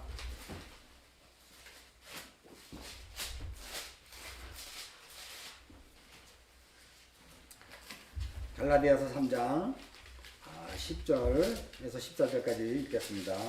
시작. 무릇 율법 행위에 속한 자들은 저주 아래에 있나니 기록된 바 누구든지 율법책에 기록된 대로 모든 일을 항상 행하지 아니하는 자는 저주 아래에 있는 자라 하였습니다. 또 하나님 앞에 아무도 율법으로 말미암아 의롭게 되지 못할 것이 분명하니 이는 의인은 믿음으로 살리라 하였습니다. 율법은 믿음에서 난 것이 아니니 율법을 행하는 자는 그 가운데 살리라. 이거 웃기잖아. 율법은 믿음에서 난 것이 아닌데 율법을 행하는 자는 산다 그러네. 아멘. 그죠? 이게 여러분 뭔지를 이해를 합니까? 아멘. 자, 13절 읽겠습니다. 시작. 그리스도께서 우리를 위하여 저주를 받은 바 되사 율법의 죄에서 우리를 속량하셨으니 기록된 바 나무에 달린 자마다 저주 아래에 있는 자라 하셨습니다. 그게 갈빗대 빼는 사건이잖아. 그죠? 그리고 부활한 사건이에요. 자, 그래서 14절 이는 그리스도 예수 안에는 아브라함의 그 복이 이방인에게 미치게 하고 또 우리로 하여금 믿음으로 말미암아 성령의 약속을 받게. 그래서 성령의 약속이 나오는 거예요. 왜냐하면 그 약속이 성령으로서 우리가 살게 하기 때문에. 그래서 그 복은 결론적으로 복에 복을 더하게 하는 것은 성령으로 살게 하는 거예요. 우리를. 여러분 이해하시죠? 자, 그래서 다시 창세기 22장으로 가요.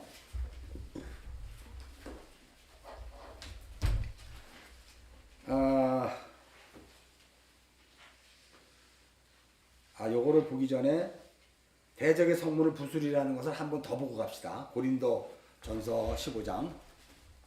대적의 성문을 부수는 게 도대체 뭐냐는 거야. 계속 얘기했지만 똑같은 내용인데 성경이 계속 이 얘기를 해요. 고린도 전서 15장. 우리가 55절부터 읽겠습니다. 시작. 사망아 너의 승리가 어디 있느냐? 사망아 내가 쏘는 것이 어디 있느냐? 사망이 쏘는 것은 죄요 죄의 권능은 율법이라. 우리 주 예수 그리스도로 말미암아 우리에게 승리를 주시는 하나님께 감사한데 무슨 승리를 주신 건가? 이 대적 갈빗대를 뽑게 되니까 결론적으로 말미암아 우리의 대적인 사망이 어떻게 돼요? 살아 죽는 거네. 그죠? 그리고 사망을 붙잡고 있는 그 권능이 뭐야? 율법이 없어지는 거네. 그죠? 그러잖아. 네. 그래서 그것을 사라지게 한 우리 주 예수 그리스도로 말미암아 우리에게 승리를 주셨다 그러잖아요. 그게 대적의 문을 차지하여 우리에게 넘겨준 거예요. 그래서 우리는 이제 영원히 이제 죽는 자다 사는 자다. 영원히 사는 자가 된 거지. 물론 육은 죽잖아요. 그러나 우리는 이제 더 이상 죽는 자가 아니에요. 그리고 여러분은 더 이상 선악체계로 살아가질 않아요. 진리 대신 예수 그리스도로 말미암아 생명나무로 살아가는 자가 되는 거예요. 그래서 여러분 이렇게 지금 복음 앞에 있는 거지. 물론 그렇다고 해서 뭐 선악이 없는 건 아니지만 이제 이 대적의 문이 뽑아졌기 때문에 창세기 2장에서 예언됐던 것이 그런 식으로 지금 모리아산에서 완성이 되고 있는 거를 여러분 지금 아셔야 돼요. 이 복음으로. 자, 그래서 이제 창세기 22장 다시 넘어가면 18절에 또 내 씨로 말미암아 천하 만민이 복을 받으리니 이는 내가 나의 말을 준행하였음이라 라고 이야기해요. 여기 보면 복을 받으리니 라고 하는 이 복이 여기에서는 히트파엘이라는 그 뭐 동사로 사용되었어. 이건 말은 뭐냐면 제기 동사인데 능동형인데 하나님께서 복을 주시기 위해서 끊임없이 그 일을 하신다는 거야. 하나님이 복을 주시기 위해서 내 안에 있는 그 갈빗대에 생명으로 살아야 되느냐 나로 살아야 되느냐를 가로막고 있는 그 갈빗대를 끊임없이 빼버린다는 거야. 그게 복을 주는 거예요. 그러니까 여러분의 인생이 예수 그리스도 살게 하기 위해서 여러분의 율법적 자아를 어떻게 해요? 계속해서 뽑아내는 거지. 갈빗대 빼내는 거야. 얼마나 아파요 여러분이. 그게 고난이라 그러고 고통이라 그래요. 그게 다나토스의 삶이라 그러고 십자가에 죽는 거예요. 그 삶으로 살아가요. 십자가에 부딪혀 죽어야 여러분이 밑동아리가 잘려나가요. 여러분이 그리스도의 생명으로 다시 살아나는 거 똑같은 원리란 말이에요. 이해하시죠? 자, 그래서 19절에 부엘사바에 거주했다는 거예요. 언약이 담긴 그 땅에 언약의 주체가 되어 이제 선악나무가 아닌 생명나무로만이 그 하나님의 말씀을 받아먹고 거주하는 자가 되었다 이런 뜻이죠. 아멘. 이해하죠? 네. 자, 다시 이제 20절로 넘어가요. 빨리 해야 되겠다. 빨리 안 해도 되겠다. 사모님 아직 사인이 안 왔네.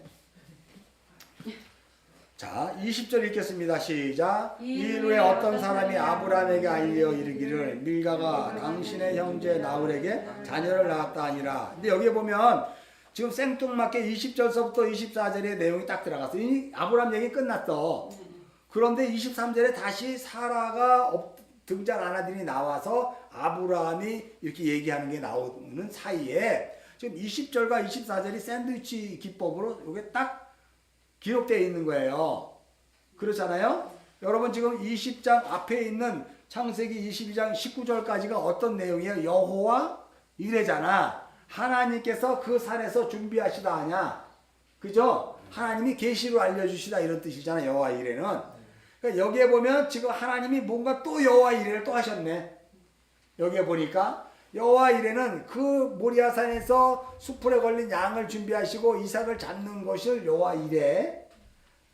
근데 여기에 보면 20절에 여호와 이레를 또 하셨어. 이게 뭘까? 여기에 보면 여러분이 이제 아는 것처럼 리브가를 준비한 거지. 이삭의 아내 될 리브가를 준비한 거잖아요. 그럼 여기 이삭의 아내 리브가가 준비되니까 그 다음 장에서는 반드시 사라는 그럼 어떻게 해야 돼? 죽어야지. 죽고 리브가가 바톤 터치를 하게 되는 거죠. 이거를 잘 이해를 하셔야 돼요. 자, 그래서 여러분 잘 보시면 20절서부터 24절까지가 아주 놀랍게 뭐냐면 낳고야. 20절 보면 밀가가 당신의 형제 나홀에게서 자녀를 낳았다 그러고요. 그 다음에 23절에서는 부두엘은 리브가를 낳았고 24절에서 나홀의 첩은 마가 4명을 낳았고 이렇게 낳고가 됐잖아. 그런데 우리가 중요한 것이 20절 보면 2일 후에라고 이야기하는 것은 창세기 21장의 그 일 후에하고 똑같은 단어예요. 토시 하나 안 틀려. 원어가. 근데 그 뒤에 붙은 거는 하나님이 아브라함을 시험하신 거고. 그죠? 근데 20절에서는 어떤 사람이 아브라함에게 알려주는 거야. 그게 다르죠? 시험과 알려주는 게 다른 거란 말이에요. 알려주는 것이 나가드라는 단어를 사용하는데 나가드라는 것은 계시의 말을 알려주다 이런 뜻이에요. 그러니까 어떤 사람은 여기서 선지자로 나오는 것이고 창세기 19절 이 앞에는 여호와의 사자와 동일한 것으로 나오는 게 어떤 사람이에요. 근데 사실상 실질적으로 보면 어떤 사람이라는 단어가 없어. 언어에는. 이게 그냥 우리가 써놓은 거예요. 차라리 여호와의 사자가 이렇게 했으면 더 좋았을 텐데 이거를 번역을 한 사람이 이 내용이 생뚱맞게 딱 나오니까 당황한 거야. 그러니까 옛날에 개역 성경에 이게 뭐냐 호기가 이렇게 혹이 이렇게 나오죠. 읽어봤어요? 개역 성경에 혹이 와서 말하여 이르되 혹이 개역 성경에 보면 나오잖아. 몰라요? 있죠? 그게 혹이야. 그거를 번역을 모르니까 그냥 혹이라고 해놓은 거야. 중국어 성경에서 붙여갖고. 근데 한국어 성경을 번역했는데 이 창세기 뜻을 모르니까 2일 후에까지는 창세기 22장 1절 말씀하고 똑같은데 2일 후에 아브라함에게 알려야 단어는 어떤 사람이 없어. 근데 이 문맥을 맞추다 보니까 그냥 어떤 사람이라고 써버린 거야. 호기가 어떤 사람이 돼버린 거예요. 근데 여기는 차라리 그렇게 번역을 할 바에는 여호와의 사자가 아브라함이 이렇게 하면 훨씬 낫지. 아마 이게 다음번에 이제 번역을 하게 되면 여호와의 사자로 분명히 들어갈 거예요. 이게 이제 원어를 아는 사람들이 많이 여기에 번역에 참여하면 여호와의 사자가 될 거예요. 근데 이렇게 지금 기록을 해놨어요. 어떤 사람이 아브라함에게 알리더 나가드 이거 계시의 말을 전하는 거기 때문에 사람이 계시의 말을 전하면 안 돼요. 무당이잖아. 아까 얘기한 것처럼 점괘를 전하는 거잖아. 근데 사자가 전해줘야 되고 선지자가 전해야 되고 그렇지만 하나님이 꿈에 계시를 한다든가 환상으로 보여준다든가 해줘야 되잖아. 아니면 예언의 말씀으로 전해주든가 해야지. 사람이 왜냐면 번역이 틀린 게 어떤 사람이 아브라함에게 알리다가 이게 나가드를 쓰면 안 돼. 이게 나가드라는 거 신적 계시를 얘기하는 거기 때문에 무슨 말인지 알죠? 그러면 여기 어떤 사람이 아니라 하나님의 천사가 이렇게 얘기하면 딱 맞을 텐데 그래. 근데 여러분 여기 보면 밀가가 당신의 형제 나홀에게서 자녀를 낳았대. 그러면 창세기 11장으로 한번 갔다 옵시다. 얼른. 갈대아 우르를 떠날 때 족보가 나와요. 데라의 족보. 자, 21절 읽겠습니다. 데라의 족보는 창세기 11장 27절 시작. 데라의 족보는 이러하니라. 데라는 아브람과 나홀과 하란을 낳았고 하란은 롯을 낳았네. 그럼 여기에 보면 나홀, 밀가 나오잖아요. 그러면 밀가는 아직 안 나왔네 여기에. 자, 밀가를 찾아봅시다. 밀가 어디에 나올까? 29절. 자, 29절 읽겠습니다. 시작. 아브람과 나홀이 장가들었으니 아브람의 아내 이름은 사레며 나홀의 아내 이름은 밀가네. 그러니까 밀가는 나홀의 아내네요. 그런데 아브라함과 나홀과 하란은 삼형제네. 그러면 밀가는 누구의 딸이야? 아브라함의 형제 하란의 딸이네. 하란은 롯을 낳고 일찍 죽었네. 그러니까 롯과 밀가는 자매네. 그죠? 형제 자매네. 그죠? 그리고 아브라함과 롯과 하란은 같은 형제인데 다시 창세기 22장으로 오면 20절. 이후에 어떤 사람이 아브라함에게 알려. 밀가는 당연히 하란의 딸이잖아. 그리고 나홀은 아브라함의 형제잖아. 나홀, 아브라함, 하란이 세 형제잖아. 거기에 하란의 딸이 밀가고 하란의 아들이 롯이란 말이야. 롯. 이해하셨죠? 그럼 잘 보세요. 아브라함과 어떤 복음을 설명할 때 롯이 등장했는데 하란의 아들 롯이 등장했는데 이제 지금 23절 이후에서는 하란의 딸 밀가가 등장하네. 밀가. 여자가 등장하네. 자궁을 가진 여자가 등장하네. 언약의 말씀을 담은 여자가 등장하네. 그러니까 롯은 남자잖아요. 아브라함의 겉의 말씀이란 말이야. 롯은.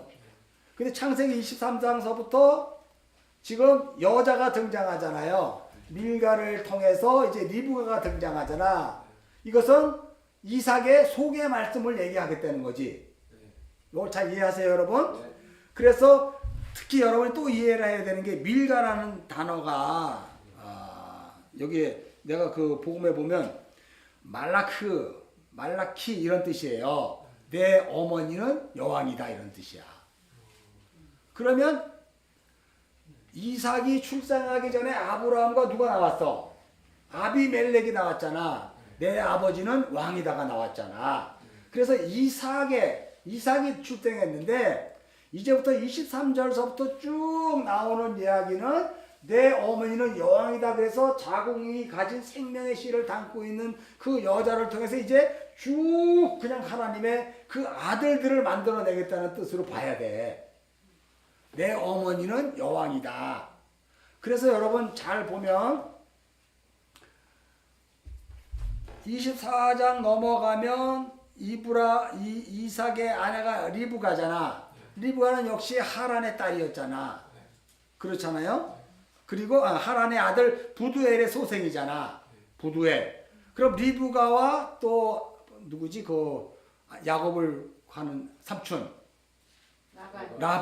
라반은 또 형제가 아니잖아. 리브가가 누이 동생이고 라반이 오라버니잖아.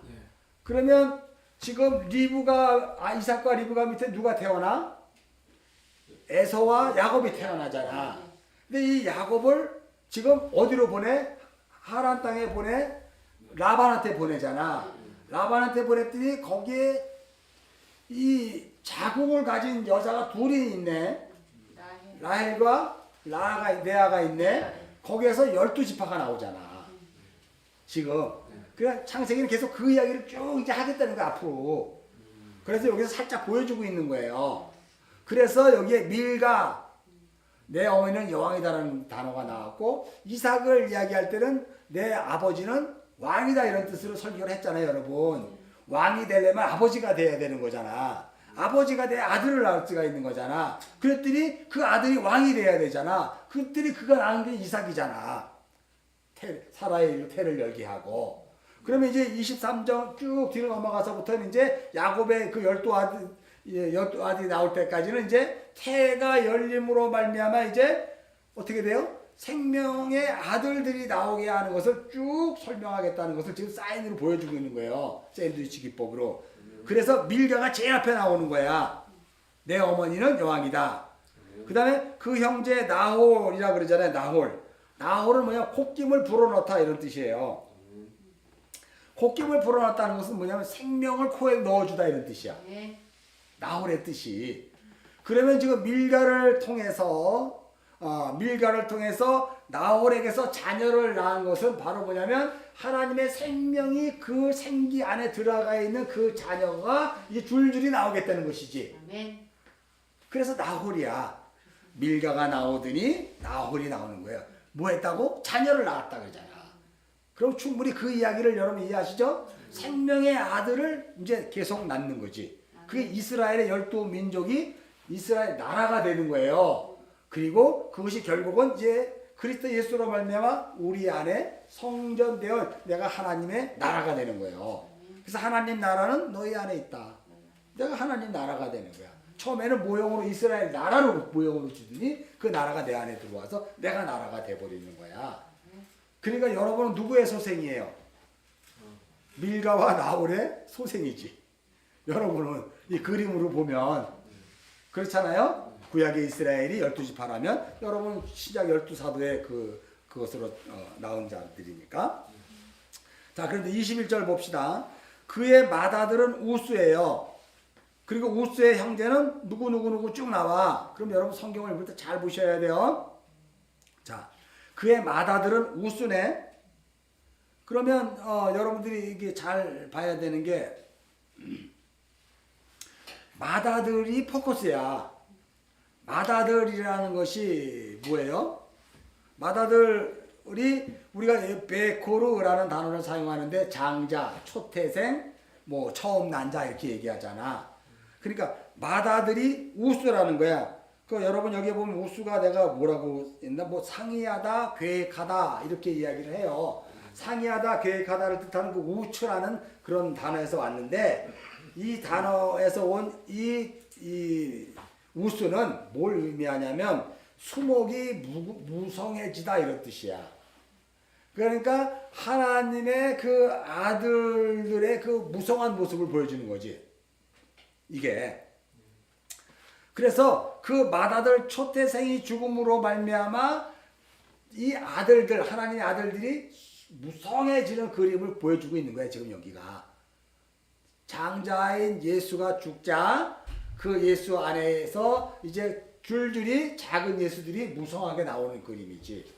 근데 그게 몇 명이냐면 여기 보여. 우스의 형제라 그랬어. 여러분 이걸 잘 봐야 돼요. 우스의 형제는 부스와 아람의 아버지 그두멜과 게셋과 아스와 빌다스 이들람과 부두엘이라 그랬잖아.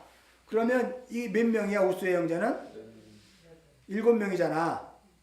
부스와 아람의 아버지 그무엘과 게셋과 하소와 빌다스와 이들람과 부두엘이잖아. 7명이잖아. 7.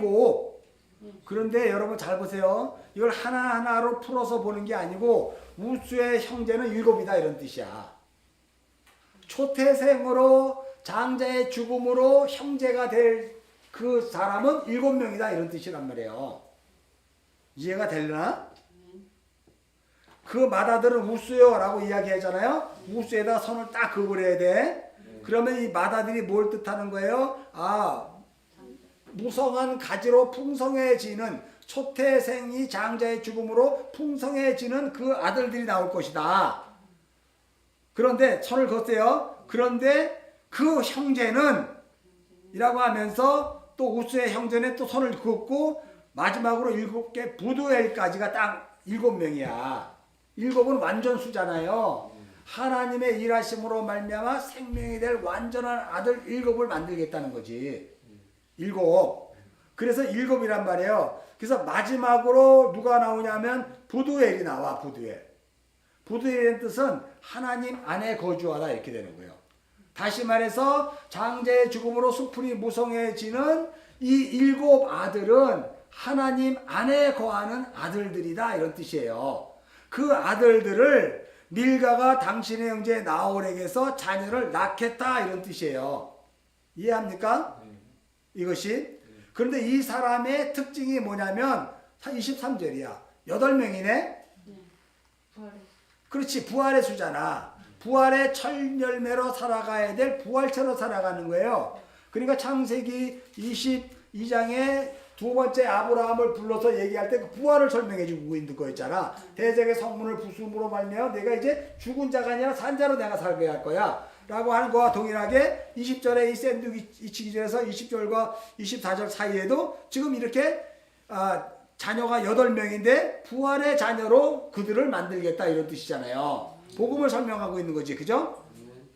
그러면서 이번에는 또 뭐라고 설명하냐면 20절에서는 밀가가 나홀에게서 자녀를 낳았고 쭉 설명했는데 이번엔 8명인데 또 설명을 하는 게 아브라함의 형제 나홀의 아내 밀가의 소생임의 부두엘은 누굴 낳았다? 리브가를 낳았어. 그러니까 결론적으로 20절서부터 22절까지 그 모든 8명까지의 이 내용은 리브가를 설명해 주는 거예요. 리브가가 무슨 뜻일까? 리브가는 올가미 뭐 이런 뜻을 갖고 있어요. 그리고 단단히 붙잡아 매놓은 송아지, 단단히 붙잡아 맨 어린 양 이런 뜻이에요.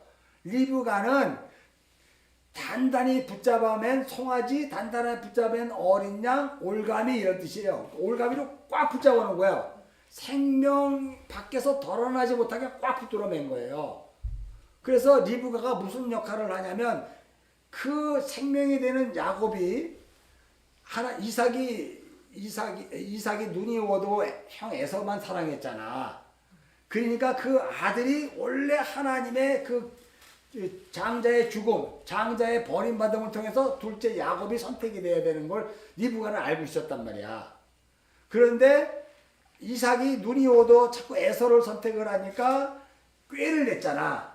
그래서 올가미를 걸어서 에서를 대치고 야곱을 그 올가미 안에 끌고 들어와 결론적으로 리브가의 올가미 안에 야곱이 걸려버렸어. 그래가지고 죽도록 하란으로 도망가서 20년 동안 고생 박 터지게 만들어버린 거야. 근데 그게 생명의 아들을 낳는 거네. 그 이야기가, 스토리가. 그거 나중에 이제 천천히 할 거니까 여러분 잘 아셔야 돼요. 그러니까 리브가가 야곱을 밧다란 안에 가기 위해서 야곱을 올가미를 씌워버렸다니까. 그거 또 마찬가지로 에서를 올가미를 씌워서 들사냥하는 자로 만들어 버렸다니까. 누가 그렇게 했다고? 리브가가.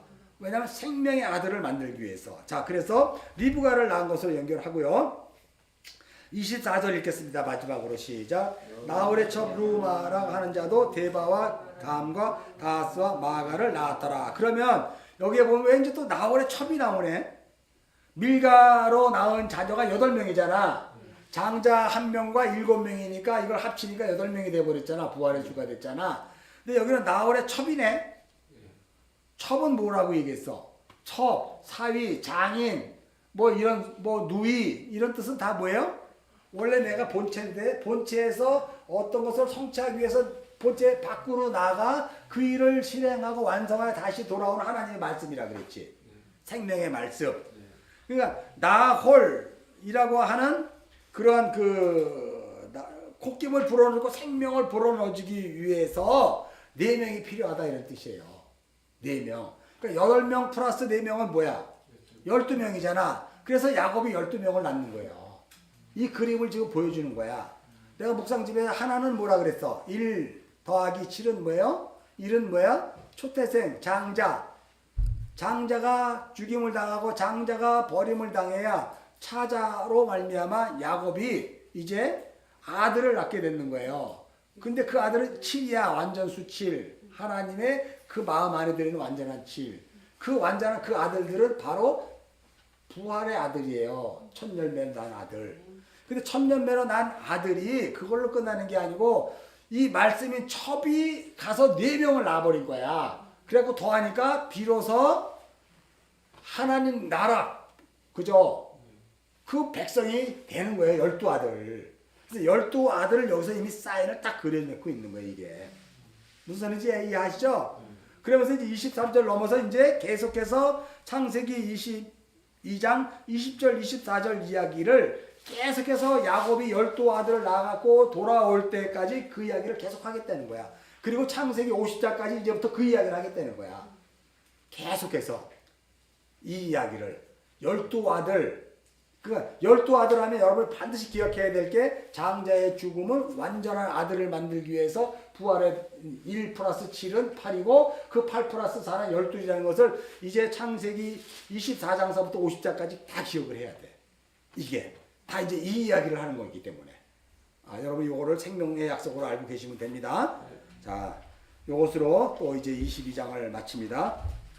기도하겠습니다. 하나님, 오늘도 하나님의 생명의 말씀을 우리에게 허락하여 주시니 감사합니다. 늘 생명의 말씀으로